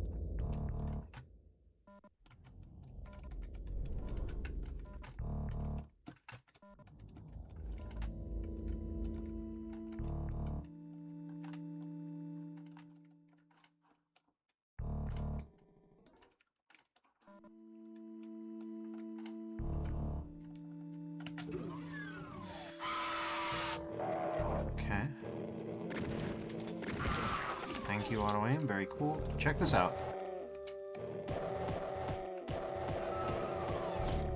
Don't ask me why the pinky or ready is stuck.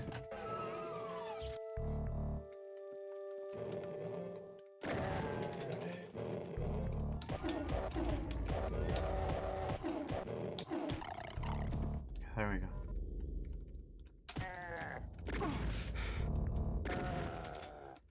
Ventolin says, didn't want you to have to start over. No, it's a good idea. This section's gonna be tough.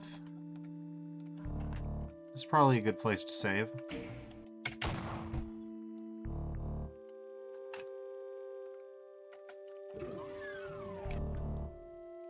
We're gonna be over here.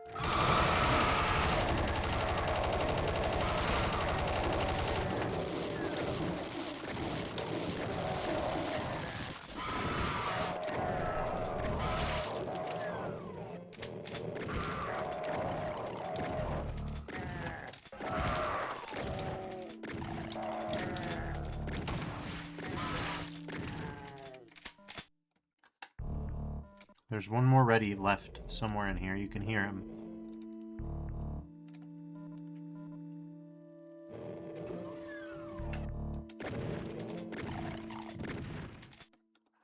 One says, me, I always save right before opening a door. Yeah, it's definitely a valid way to play.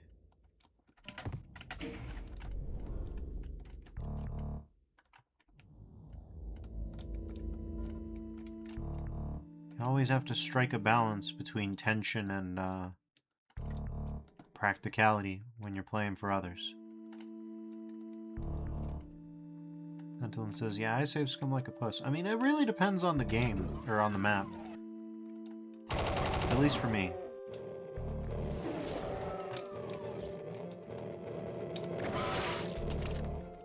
Goodness, it's dark.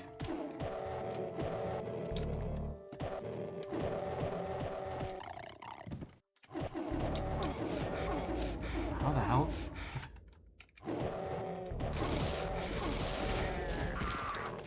Okay.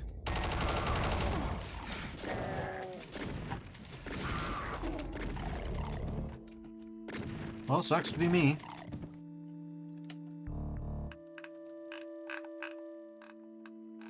Technically all I need.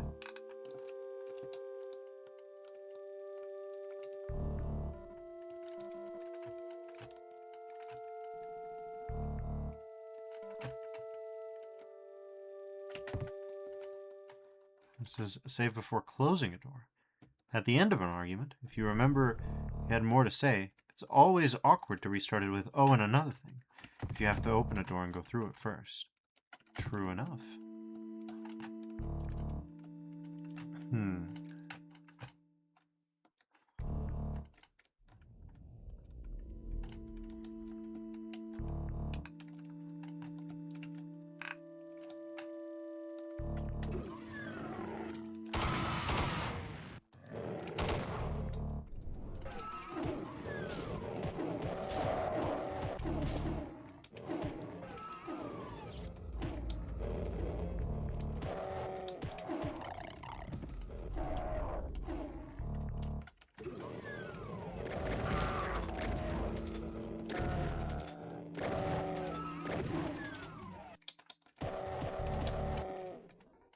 Antolin says, recently got done checking out the Megawatt Abandon. Shit's ridiculous to say the least. And HSR says, if it's a slaughter map or really precarious, I outright rewind scum. Otherwise, I save before, after/before picking up key cards. Yeah, no, I rewind scum in a lot of situations. One of the most common ones is anything involving bottomless pits that you have to test if they're bottomless or not. Anything involving platforming. Okay. Luckily, this time we have a save.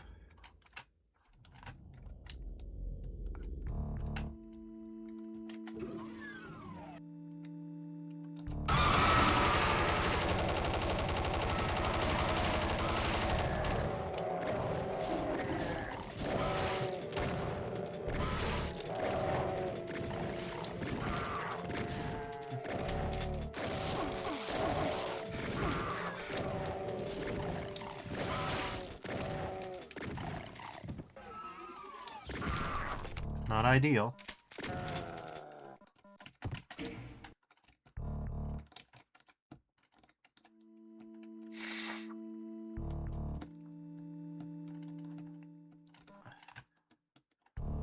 Antolin says, and I thought Hell Revealed 1 and 2 were crazy. Yeah, right.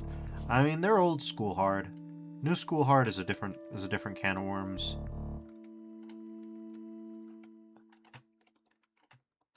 Ventolin says, good point, questionable bottomless pits are no-go. HSR says, sometimes you just don't feel like you learn anything extra by doing the past 3 minutes over and over again, and just want to dodge that one homing missile and move on. True. Emphasis on the homing missile.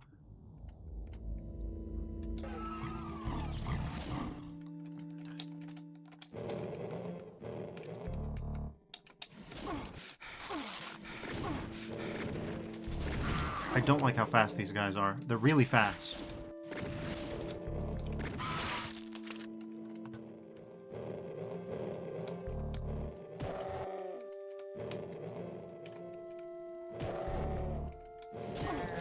Not again.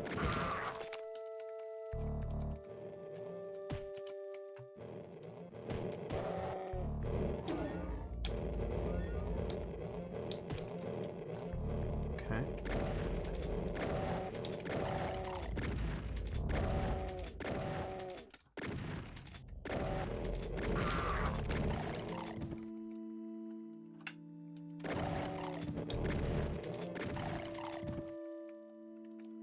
Antolin says, remind me of Nightmare Imps from Doom 64. Yes, but much faster. Weaker, thankfully. HSR says, only if you're doing the past 2 minutes over and over again. 4 is too many, and 3 is odd.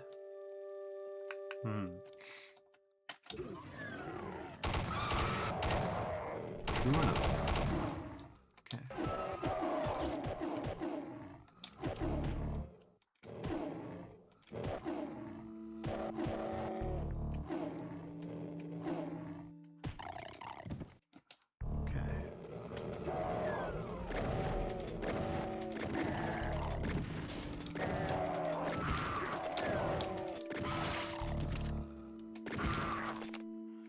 Until it says yes, but in Brutal Doom 64 Veteran of Hell, they're insanely fast. I wouldn't be surprised by that. Okay.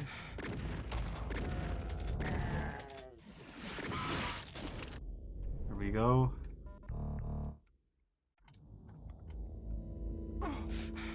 God damn it. New weapon.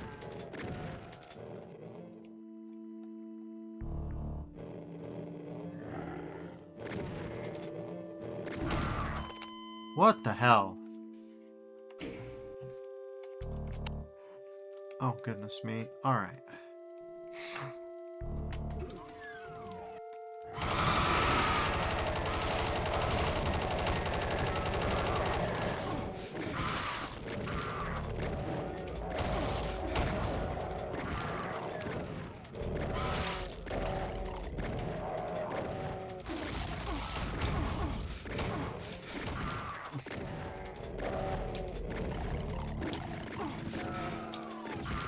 I think we gotta save at that goddamn hallway.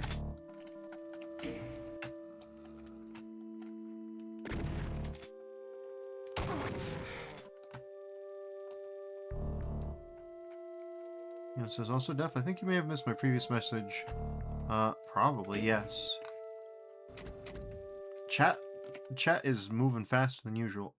Come on now. Alt tab away, thank you. It was that you can always learn more about the duality of man or something. It's true. Okay, now let's see. Okay,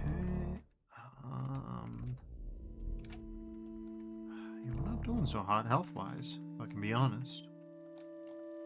This'll help. This'll be a big help. The real question is, how do we deal with the invisible imps?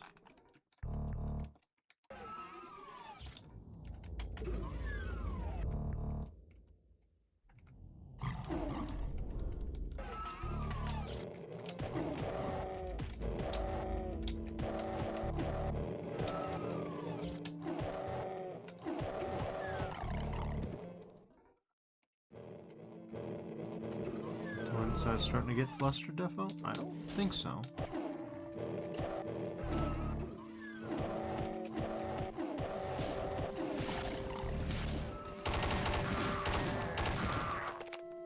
That's a little better.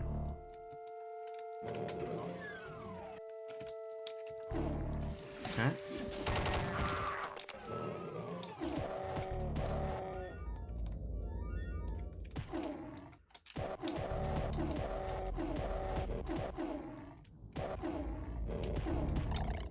Looks like Operation Just Leave is a winner as usual.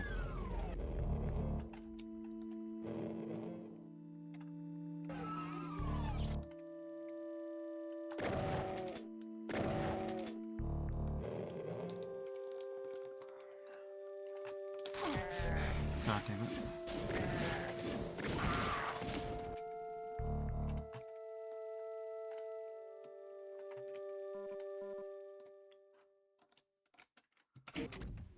Hold on. Man, automod is the weirdest thing in the world. Antolin says, sucks to be fisting demons with your fist, no berserk pack. It does, but it's better in this one because it's faster. That at least is a saving grace. Automod is the weirdest thing in the world. It has nothing like AI viewers in the automatic deletion categories, but it has things like fisting in there.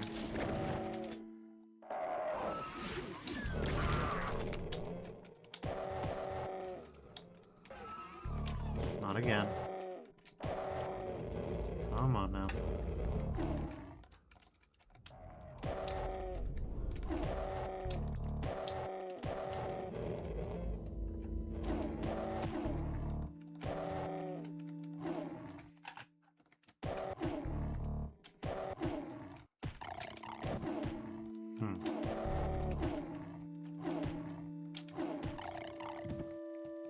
Okay.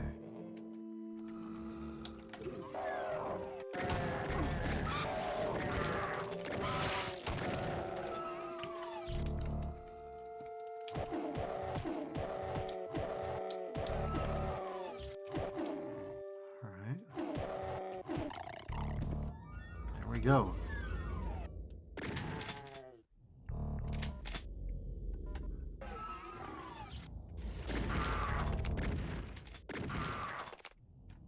Alright.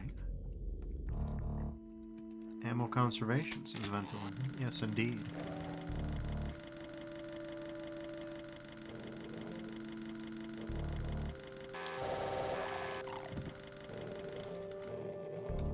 Beats the hell out of not having a berserk. I'm just using the fist.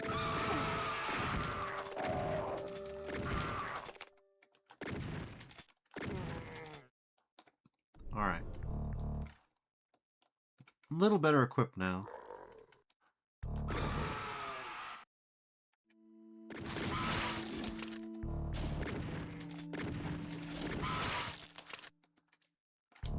Alright.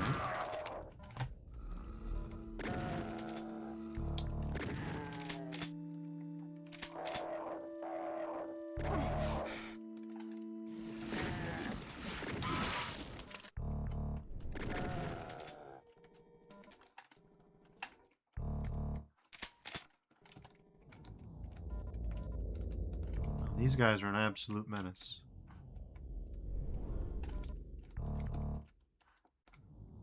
Okay.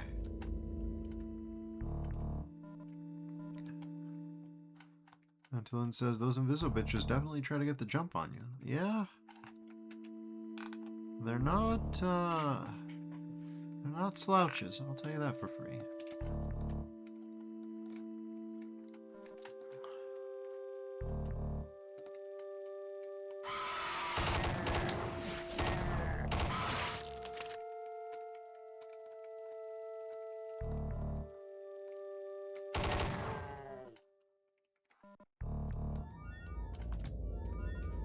We have some bullets. Maybe enough to keep from dying here. I don't remember.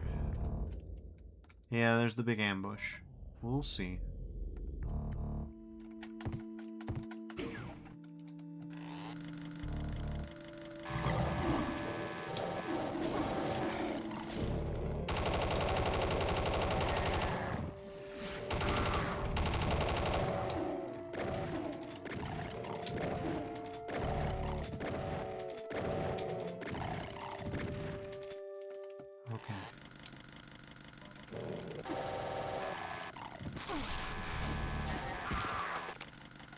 Oh yeah, these guys are ridiculous.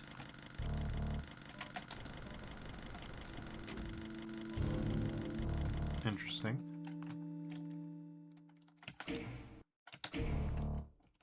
We've lowered 3 and 4 as well. Whatever that means.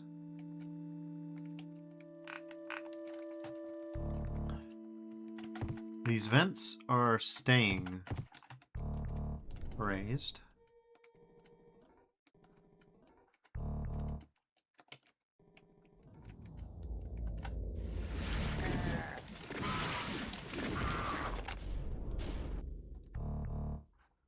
Nothing here yet. Okay. I assumed it was going to be like an elevator for some reason. Until it says, must be MBF21, right? Like the way they move and how fast they are? Not necessarily. You can do all this with just D-Hack Ed. So Boom could do it. But I'm fairly certain it's MBF.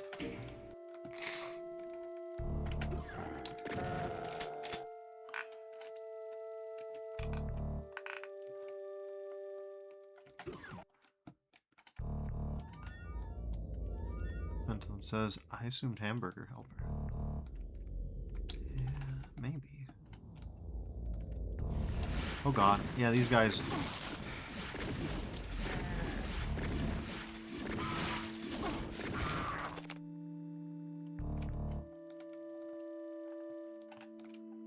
Fast enough to really sneak up on you.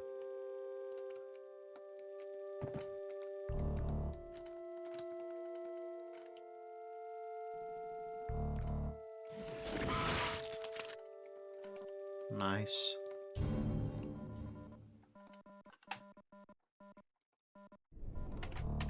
Until it says, nah, I'm just being silly. Fair dues. Oh. Whoa. Okay, let's see. Until it says, must be the delusion kicking in. Potentially. I gotta be careful here. Yeah, he's...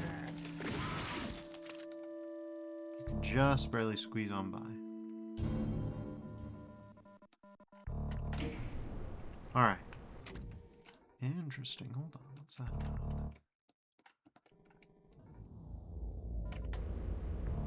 Just a lowerable. Until it says, I have work in 4 hours. Dang. I've been there before.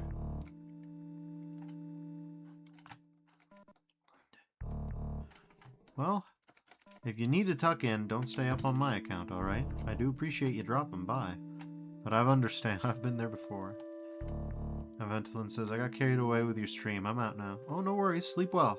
Get as much rest as you can. I like this kind of secret. I like where it's just a room and it just, like, adds more sense of space to the level. Gives it more concreteness. Ventolin says, have a great stream, everyone. Have a good sleep. Ouch.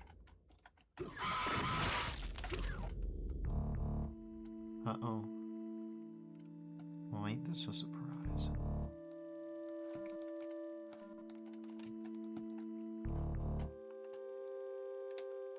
Oh yeah, this could go any number of ways.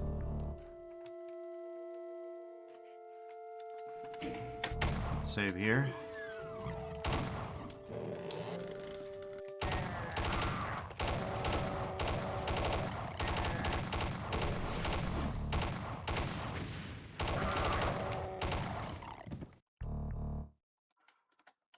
That wasn't ideal, but it was handled.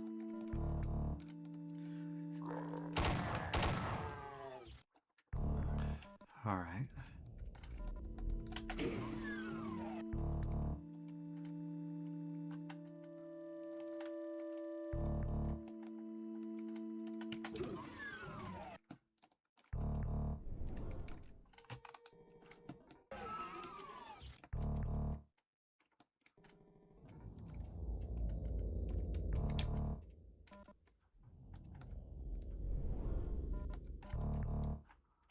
Armor. Big ol' zone.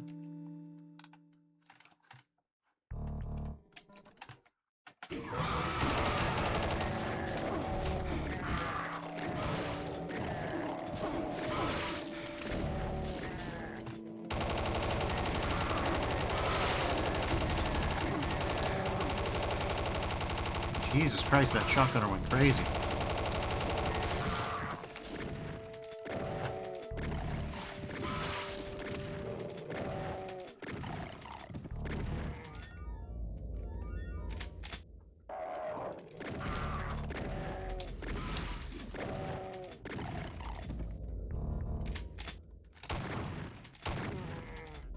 Good lord.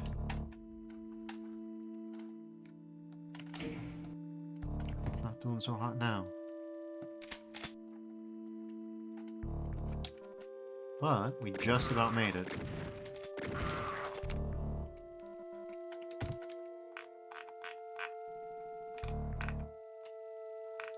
Looks like we did it all. Everything got taken care of. Let's carry on towards that exit. Central computing completed. Here's Starstruck Laboratory. Starstruck Incorporated, a subsidiary of Neo Enron. Only 90s kids will remember this one.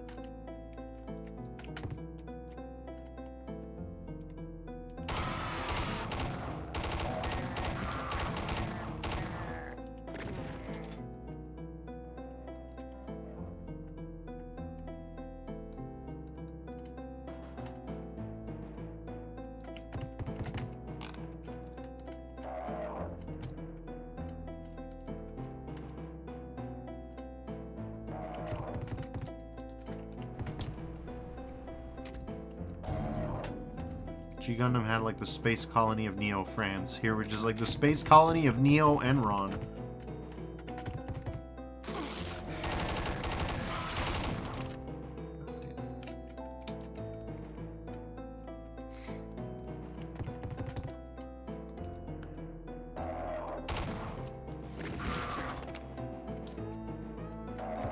Okay, we got regular water here.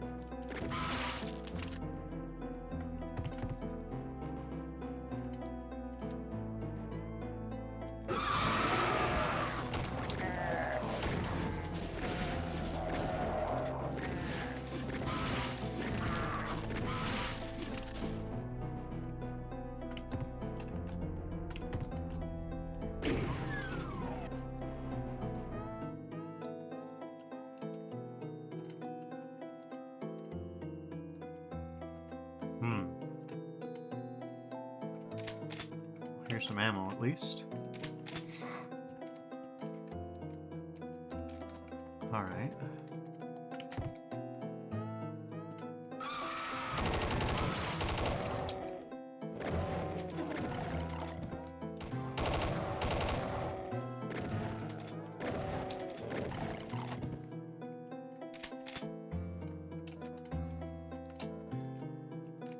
We got...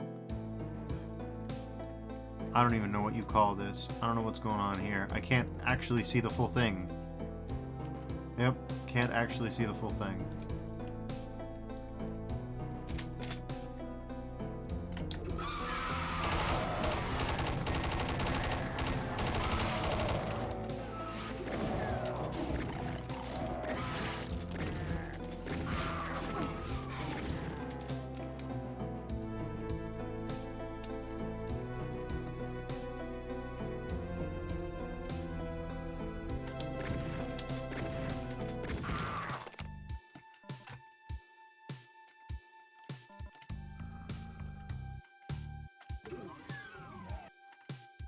Says,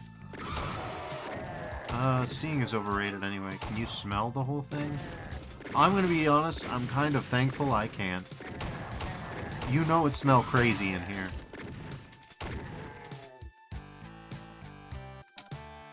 By the time the lockers are full of blood, you know it smells crazy in there.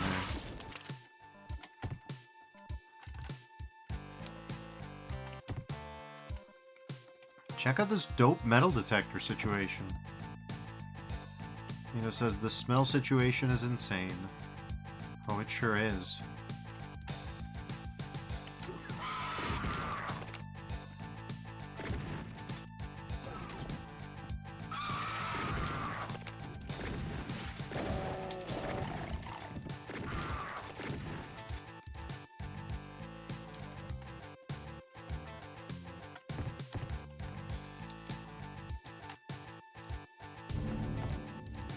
Blotion. Ooh, good blotion. High energy blotion.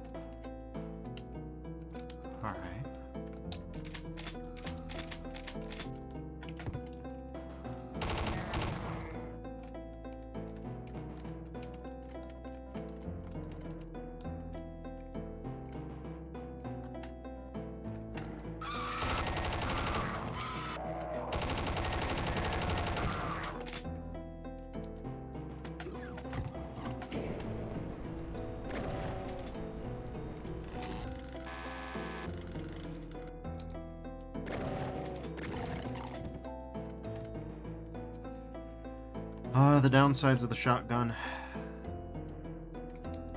It's very powerful for what it is, even though it's not the super shotgun. But boy, is it outrageously slow.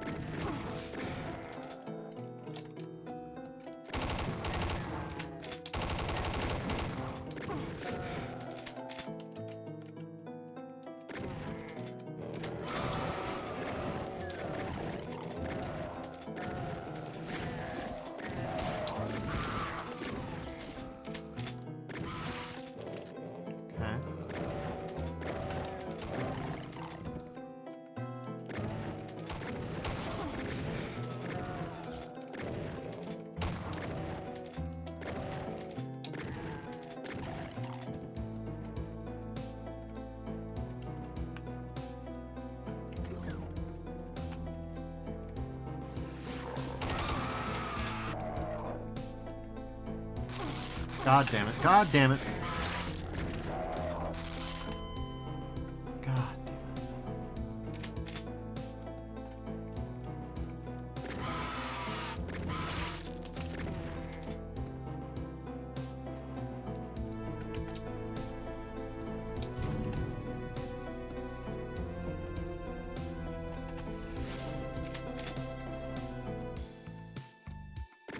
These guys are so outrageously fast.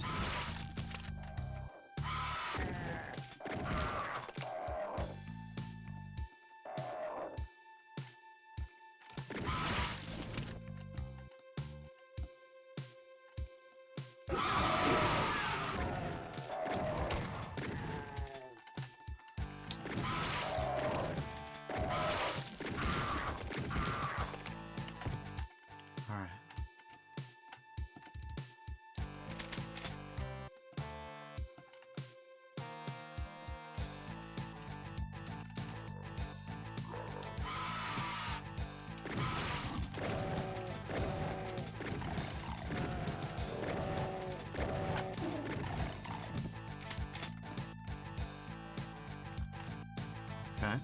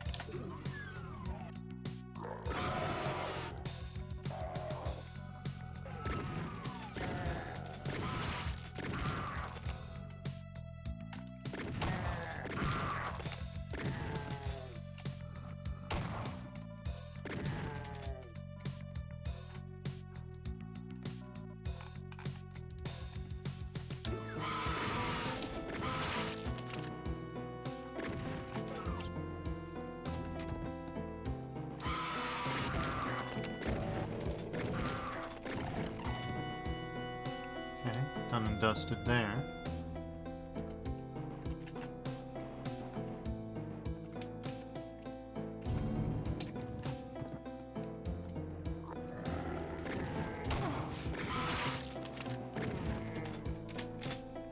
Not too bad, not too bad.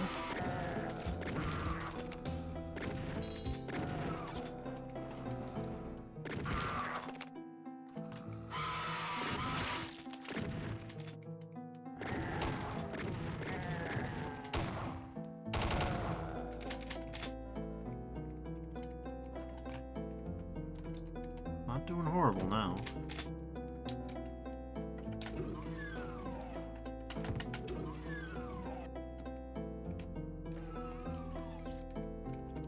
This is a lab. What do you have for me?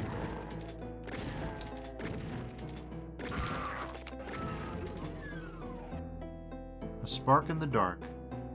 A brand new wall construct from Starstruck. Let's bring the darkness down. A brand new wall construct from Starstruck. Oh, okay, they're like... Ah, they're literally the Starstruck as in, like, the texture name. Like, Startan is a Starstruck. This is like a showroom.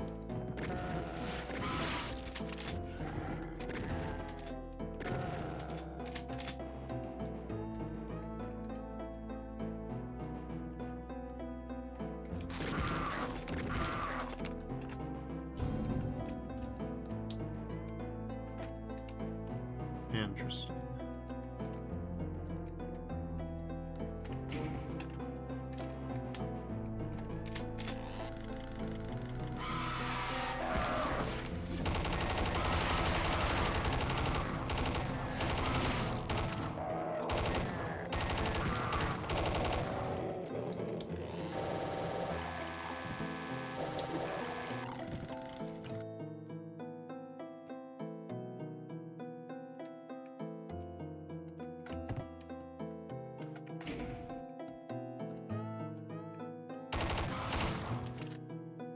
That's good.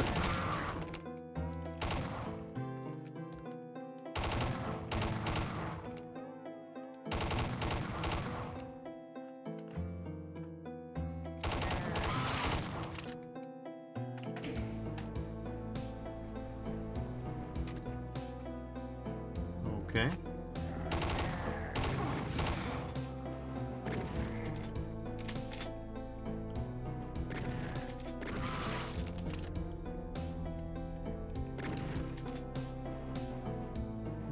Looks good so far. Okay.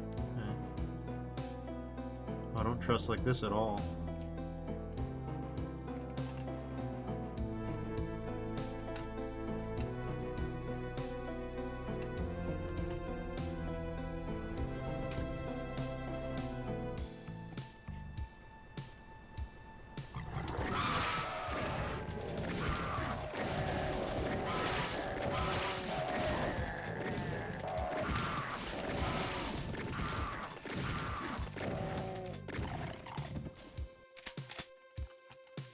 Alright.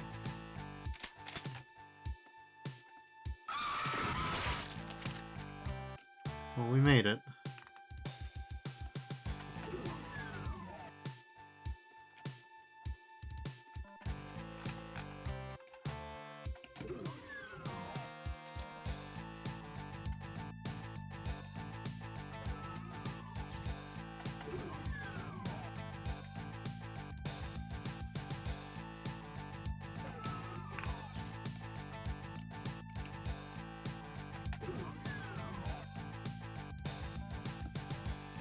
Here we go. I'm going to save here, because this is a significant turning point in the map, let's say.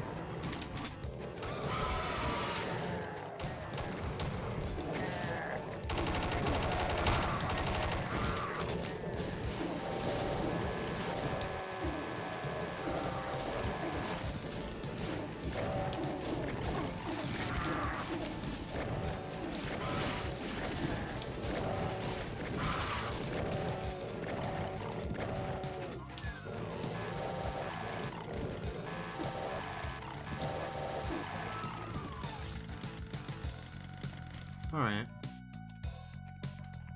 It's a bit of a panic moment, but it's not that bad.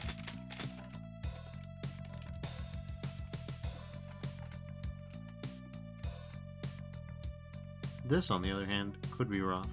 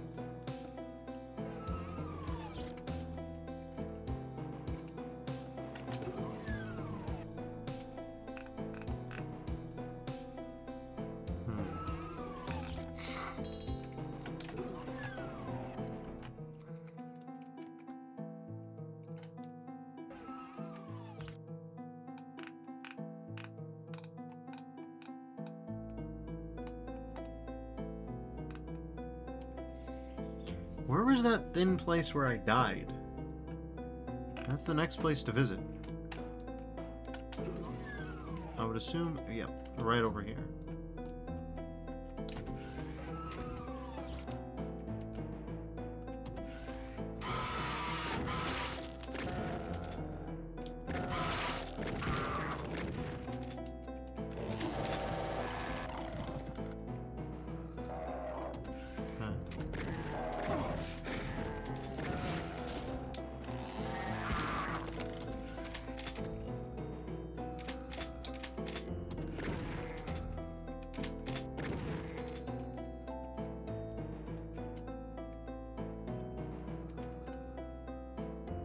We got more incoming.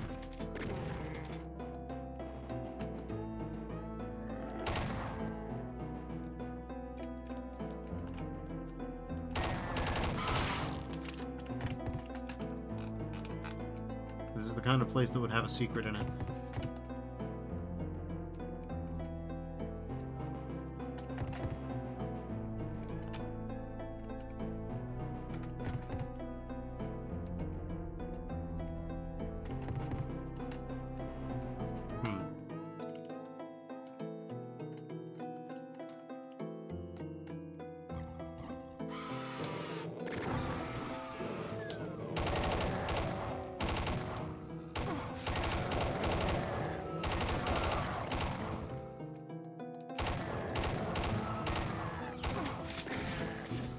Getting flanked. Getting flanked almost constantly, really. It's impressive.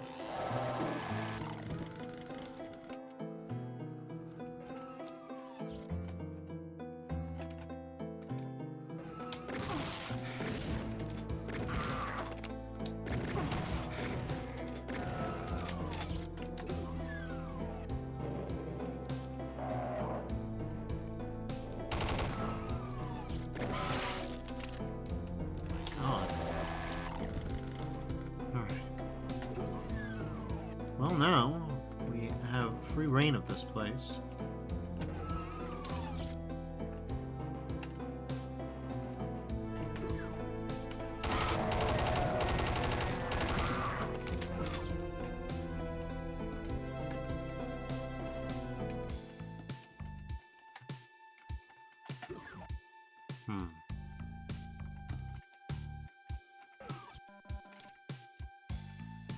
Pick a color: brown, green, gray, tan.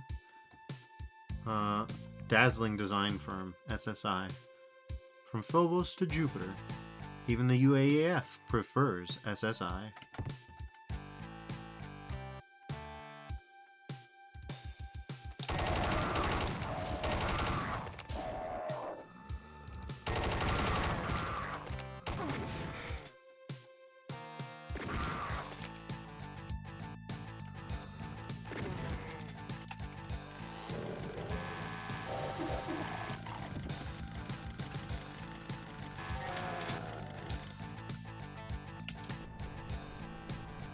I need that.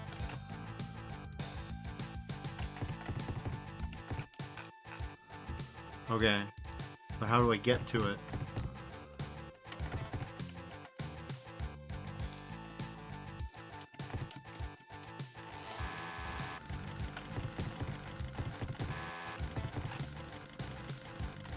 And it says jump. Oh, I wish.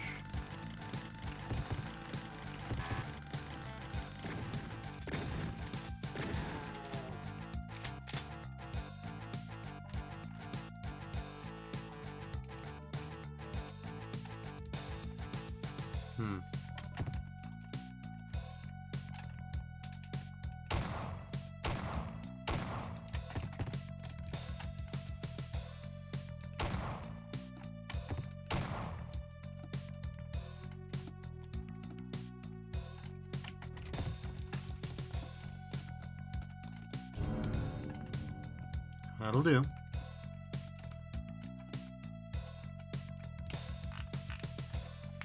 Interesting. Very interesting indeed. Look at all them secrets.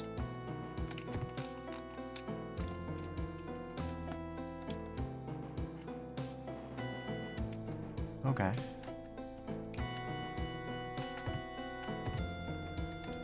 Right.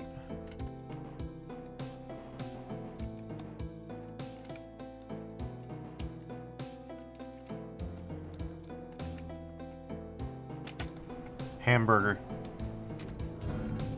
Now we're talking. Okay, but the Zerk with this punch speed, major threat. Okay.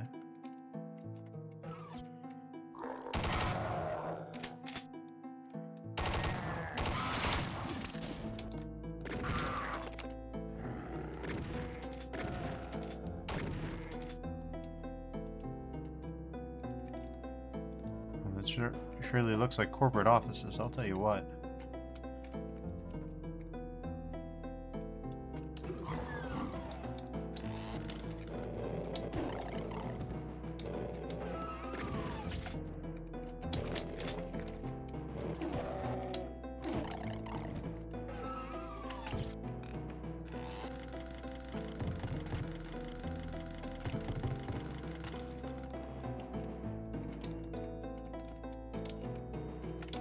Bleed card, okay.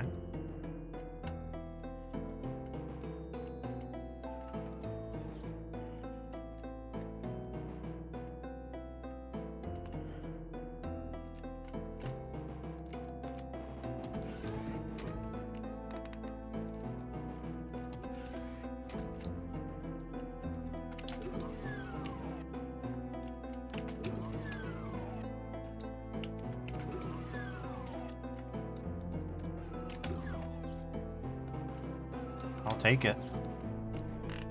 Not exactly mind-blowing, but it's something, I guess.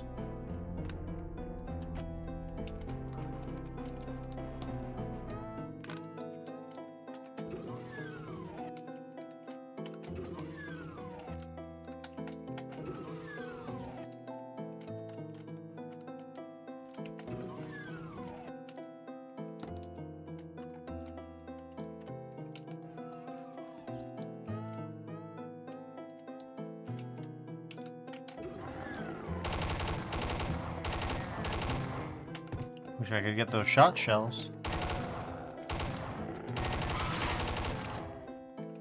Alright. Nice try. Okay, well, I think that's all kills and all secrets. Sure is. And here's Administration Center.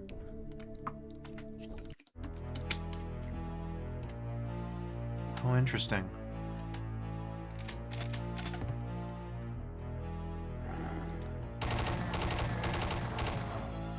I can see the Icarus influences.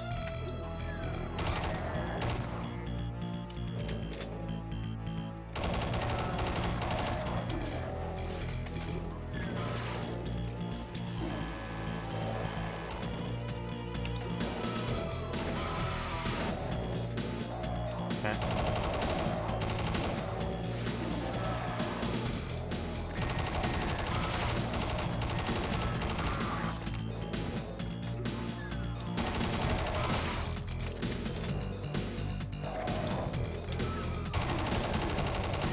Yeah, this is a good one.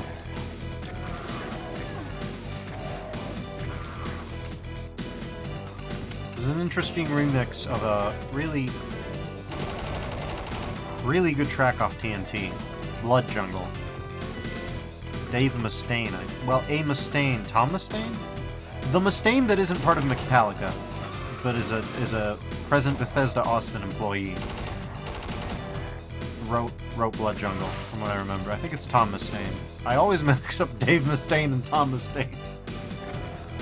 It's kind of like mixing up Bobby Prince and just Prince. Really.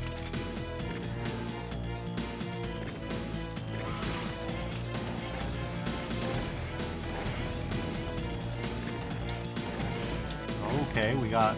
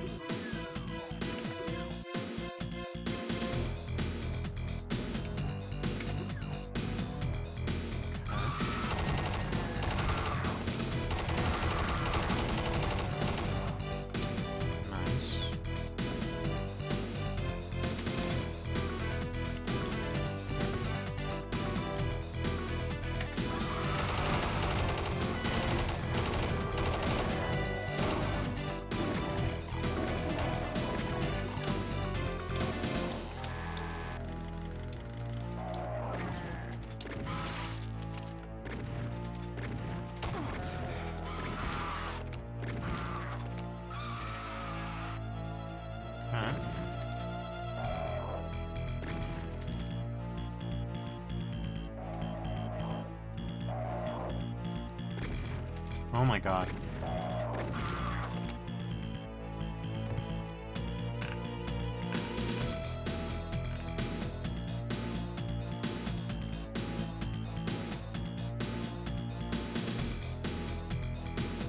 Down we go, I suppose.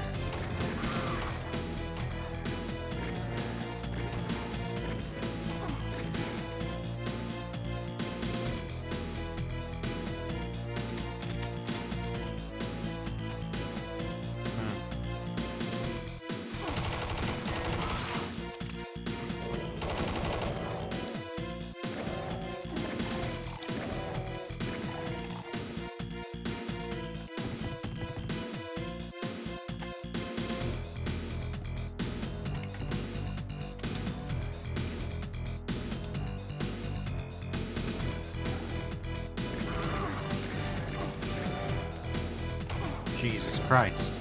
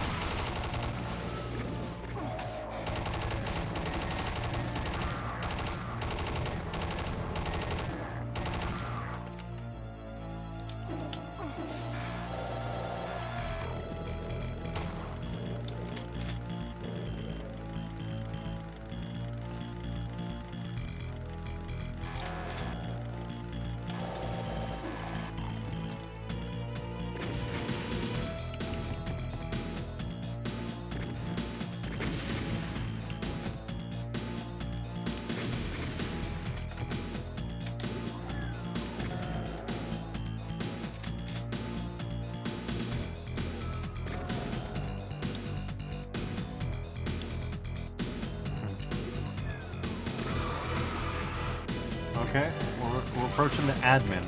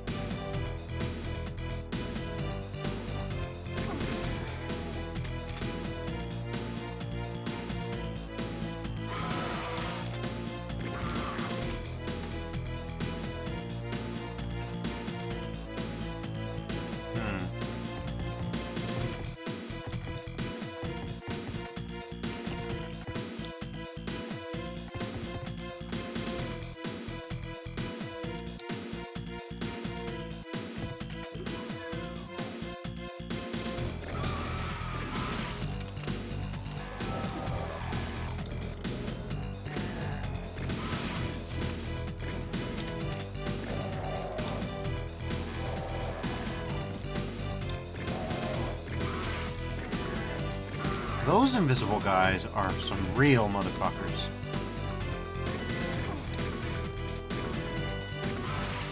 Shotgun guys too, no doubt.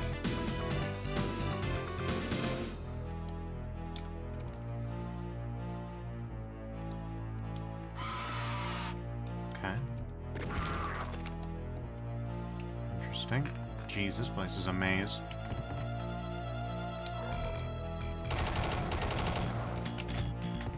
Yeah, I wonder if in a sci-fi setting, like on a distant planet, it would make sense to have centralized computing, because then you would have centralized cooling. And then other smaller computers can be located.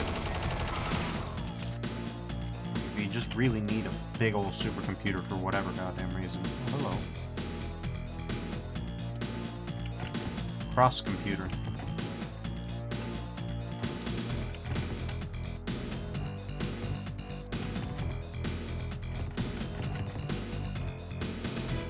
I don't know how to feel about that.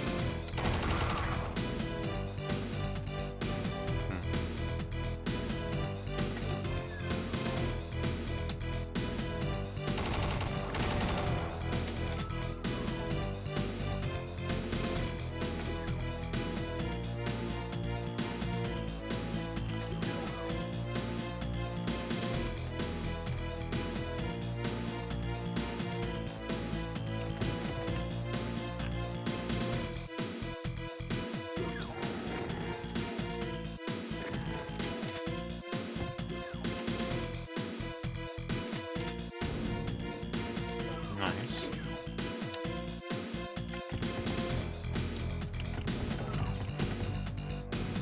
Glad I checked that.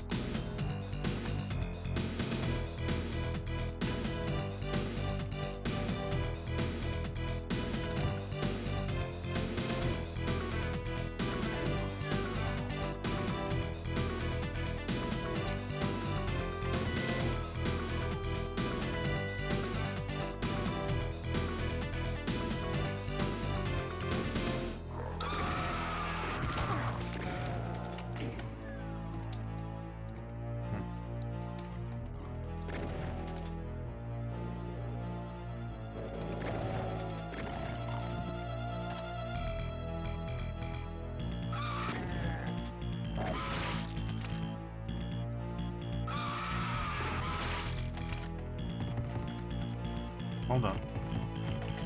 No.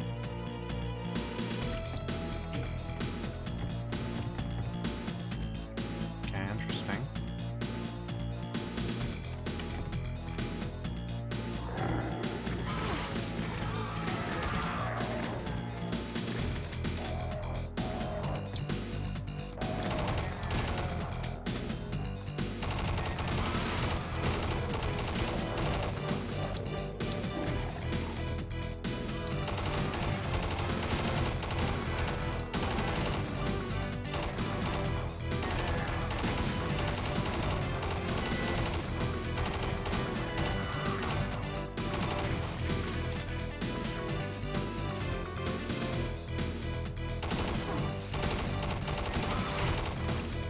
Okay.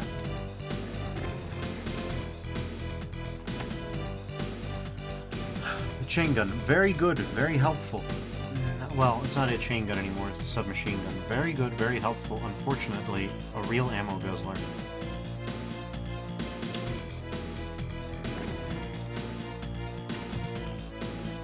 Alright.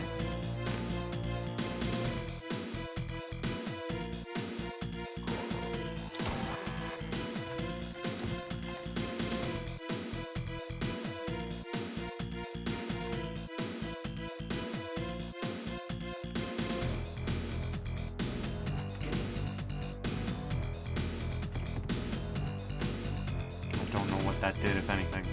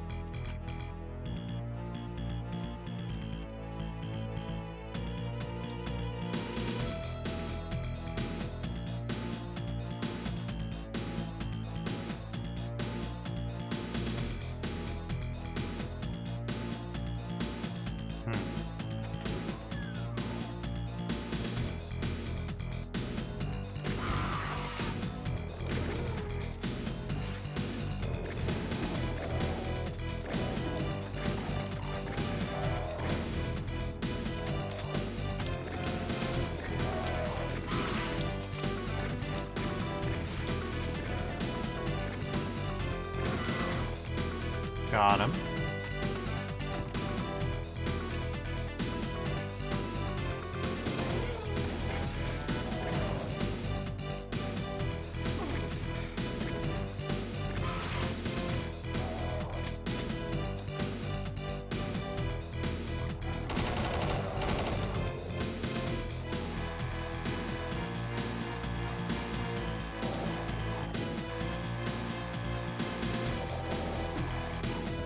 Okay.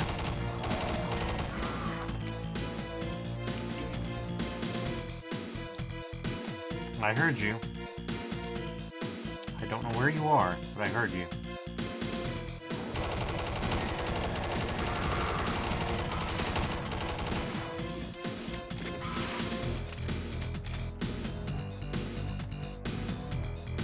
These guys absolutely changed the balance on rockets altogether, too.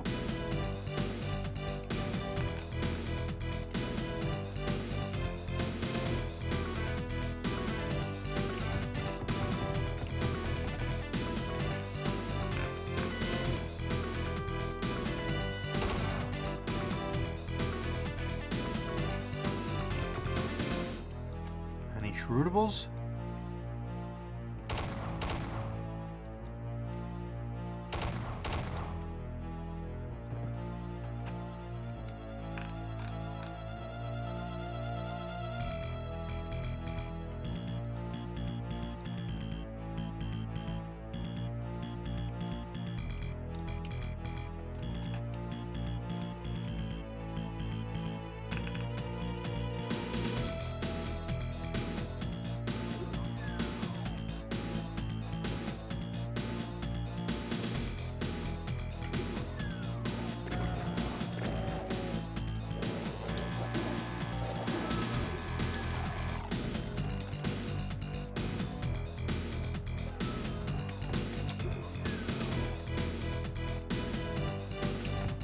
Okay. Oh, heading back down that way, huh?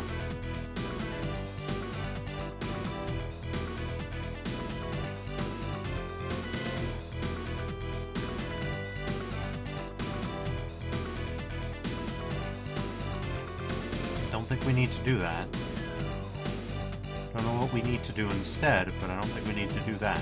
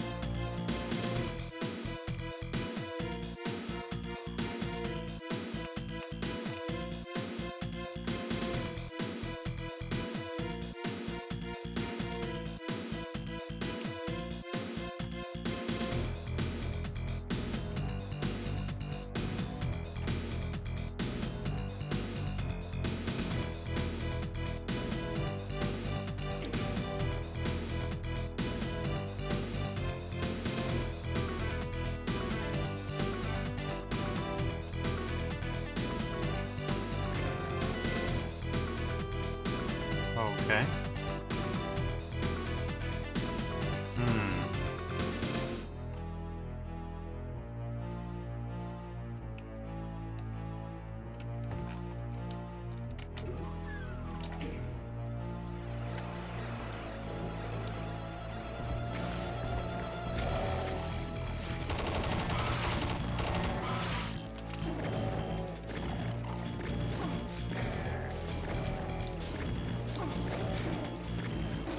No, you don't. God damn it.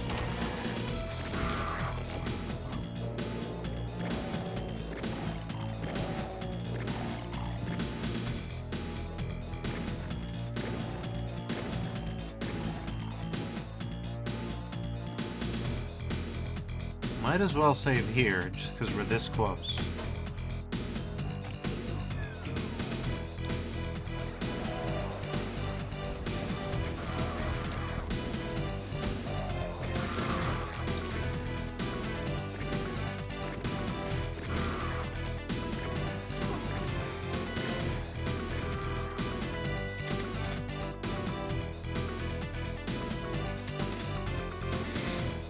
Alright, well that's better, I guess.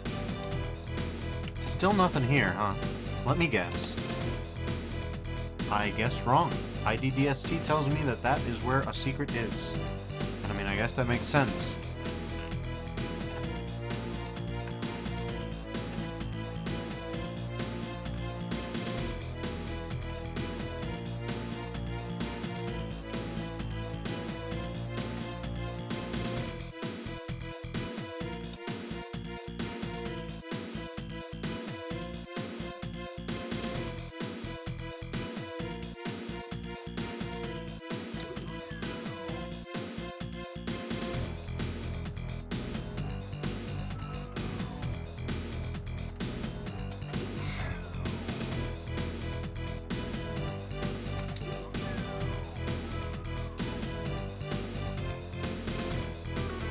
The music is pretty good.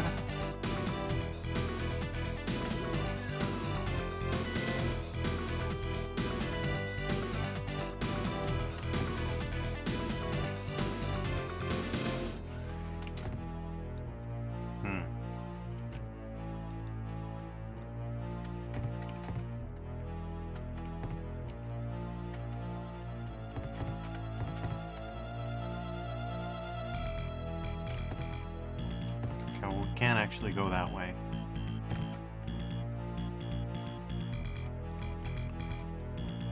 Glad I went back for these. So now the real question is, how do we get that secret? I don't know, but we're missing 2 whole secrets this time.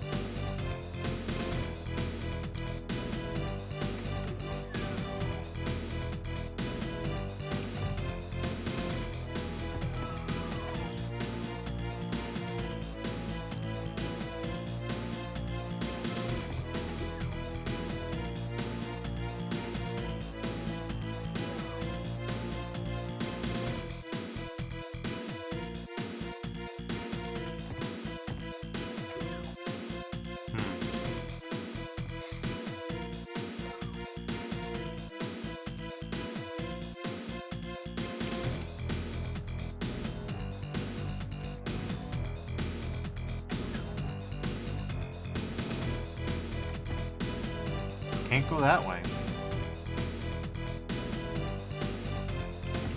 Okay, that much for free.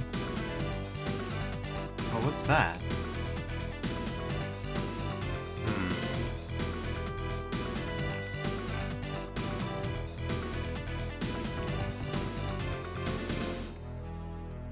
Come on, you.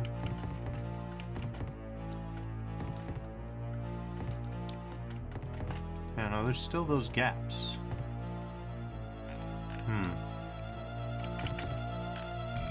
No?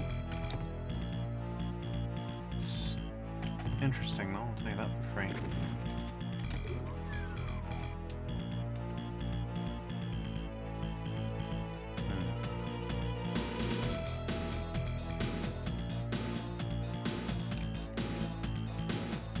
Don't know what the deal is here. Tenergy, huh? Or just energy? Light. Energy, light. Of time and space. I don't know what they're going for there.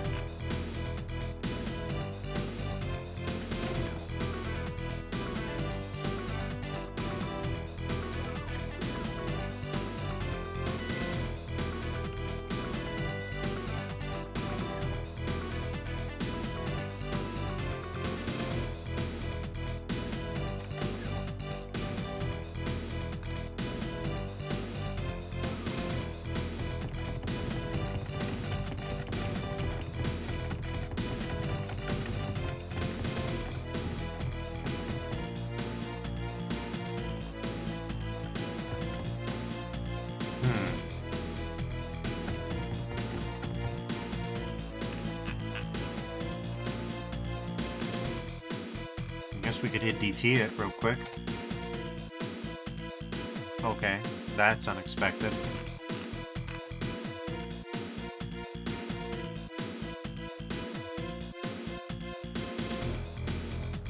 So, yeah, I don't know about that. I can't see a way to fix it. I can't see a way to teleport over there, which is what you would need. I see no hidden rooms. So yeah, my guess is as good as yours.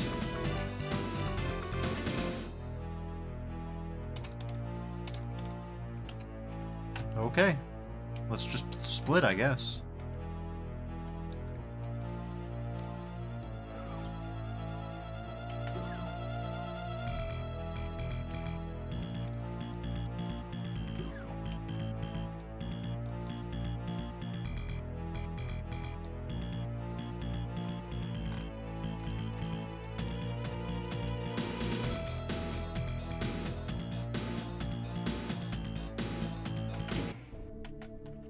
Shrug. Here's Black Project, huh? Wow.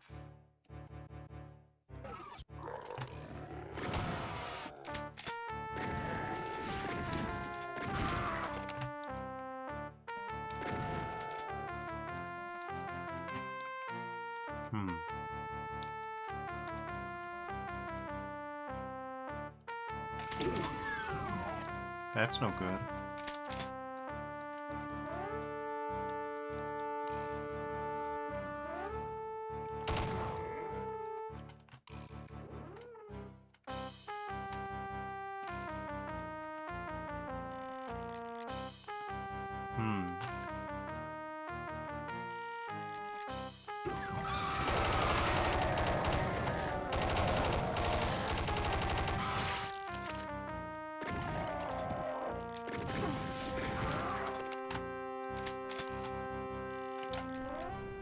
Well, that was a bit of an obvious texture swap. I don't mind that too much, though. Battle armor will help. Let's put it like that.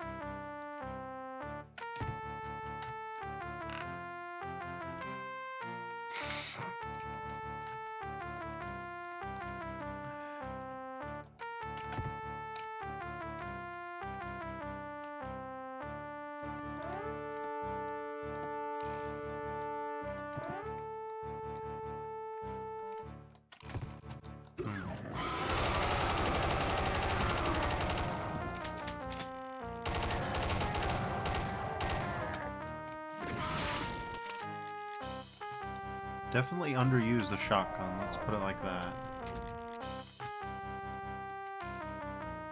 Lord, it's been good to see. It's good to see you again.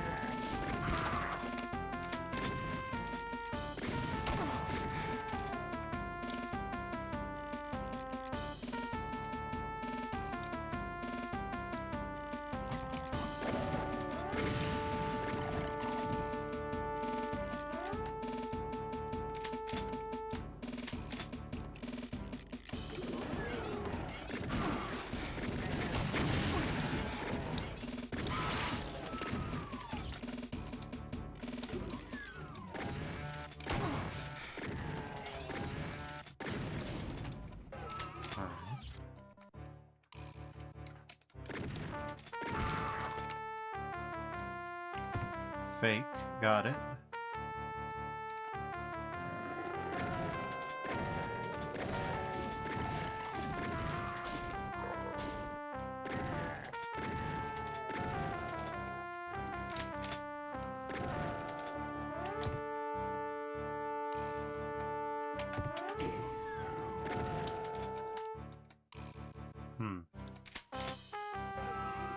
So that's all very interesting. So let's double check to make sure.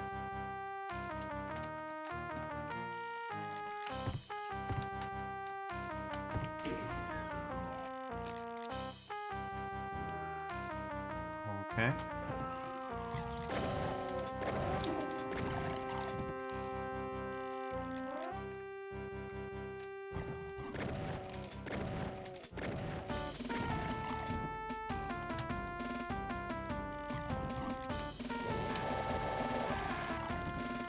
Nice.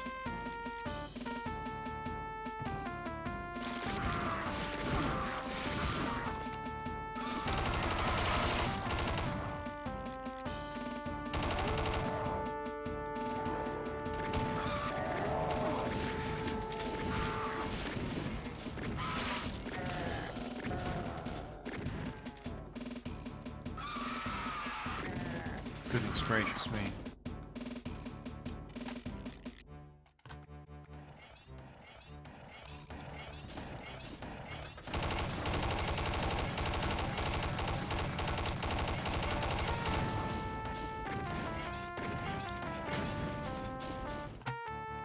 Okay.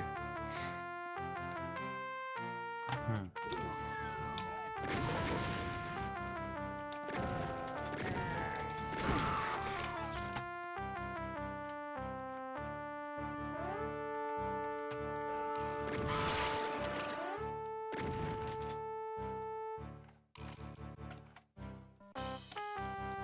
100% know what's back there.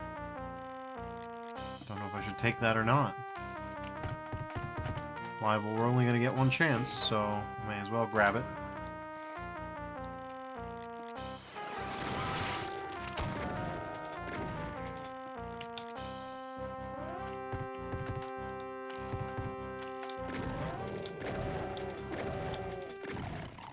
Interesting use of a shootable. Let's not kid ourselves here.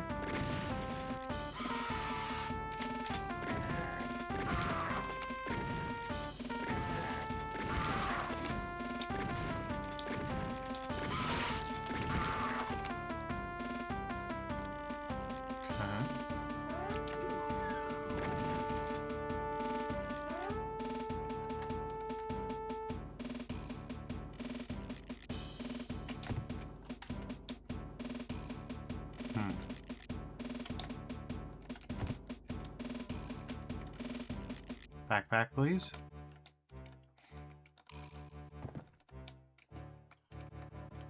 Box of bullets, please.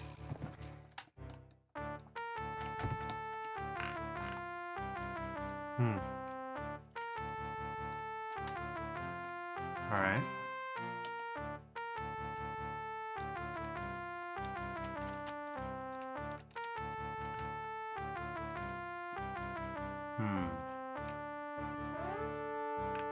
We got the red key, so we should just be able to go back up.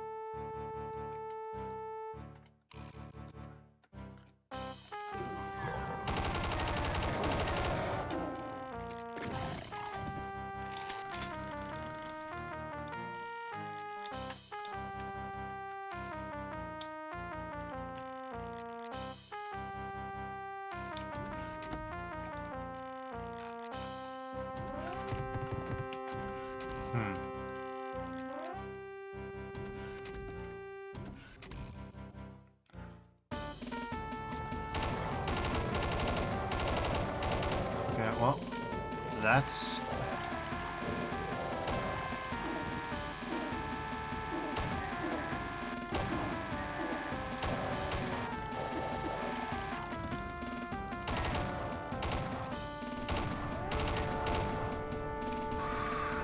Oh, okay.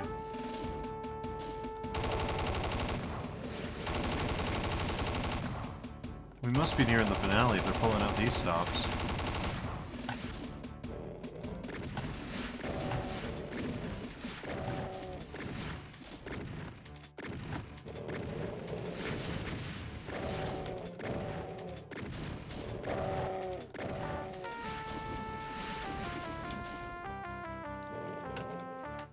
Okay.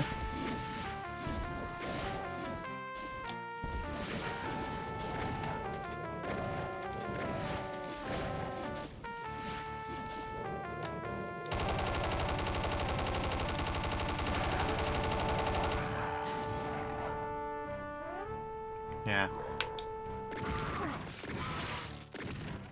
Okay. IDDST. God damn it.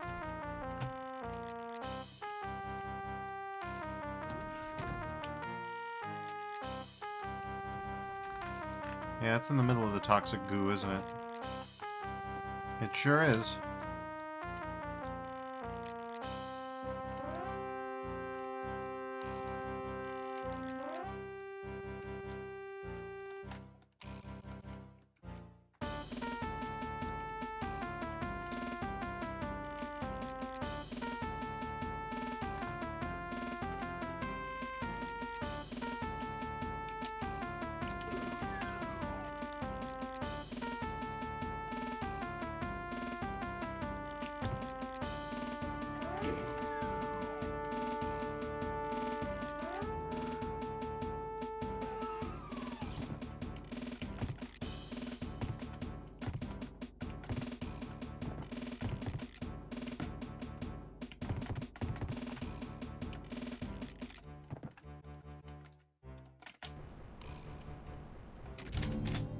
Well, those would have been nice. Those would have been real nice to have. Okay, let's... Nothing. Okay. So we're free.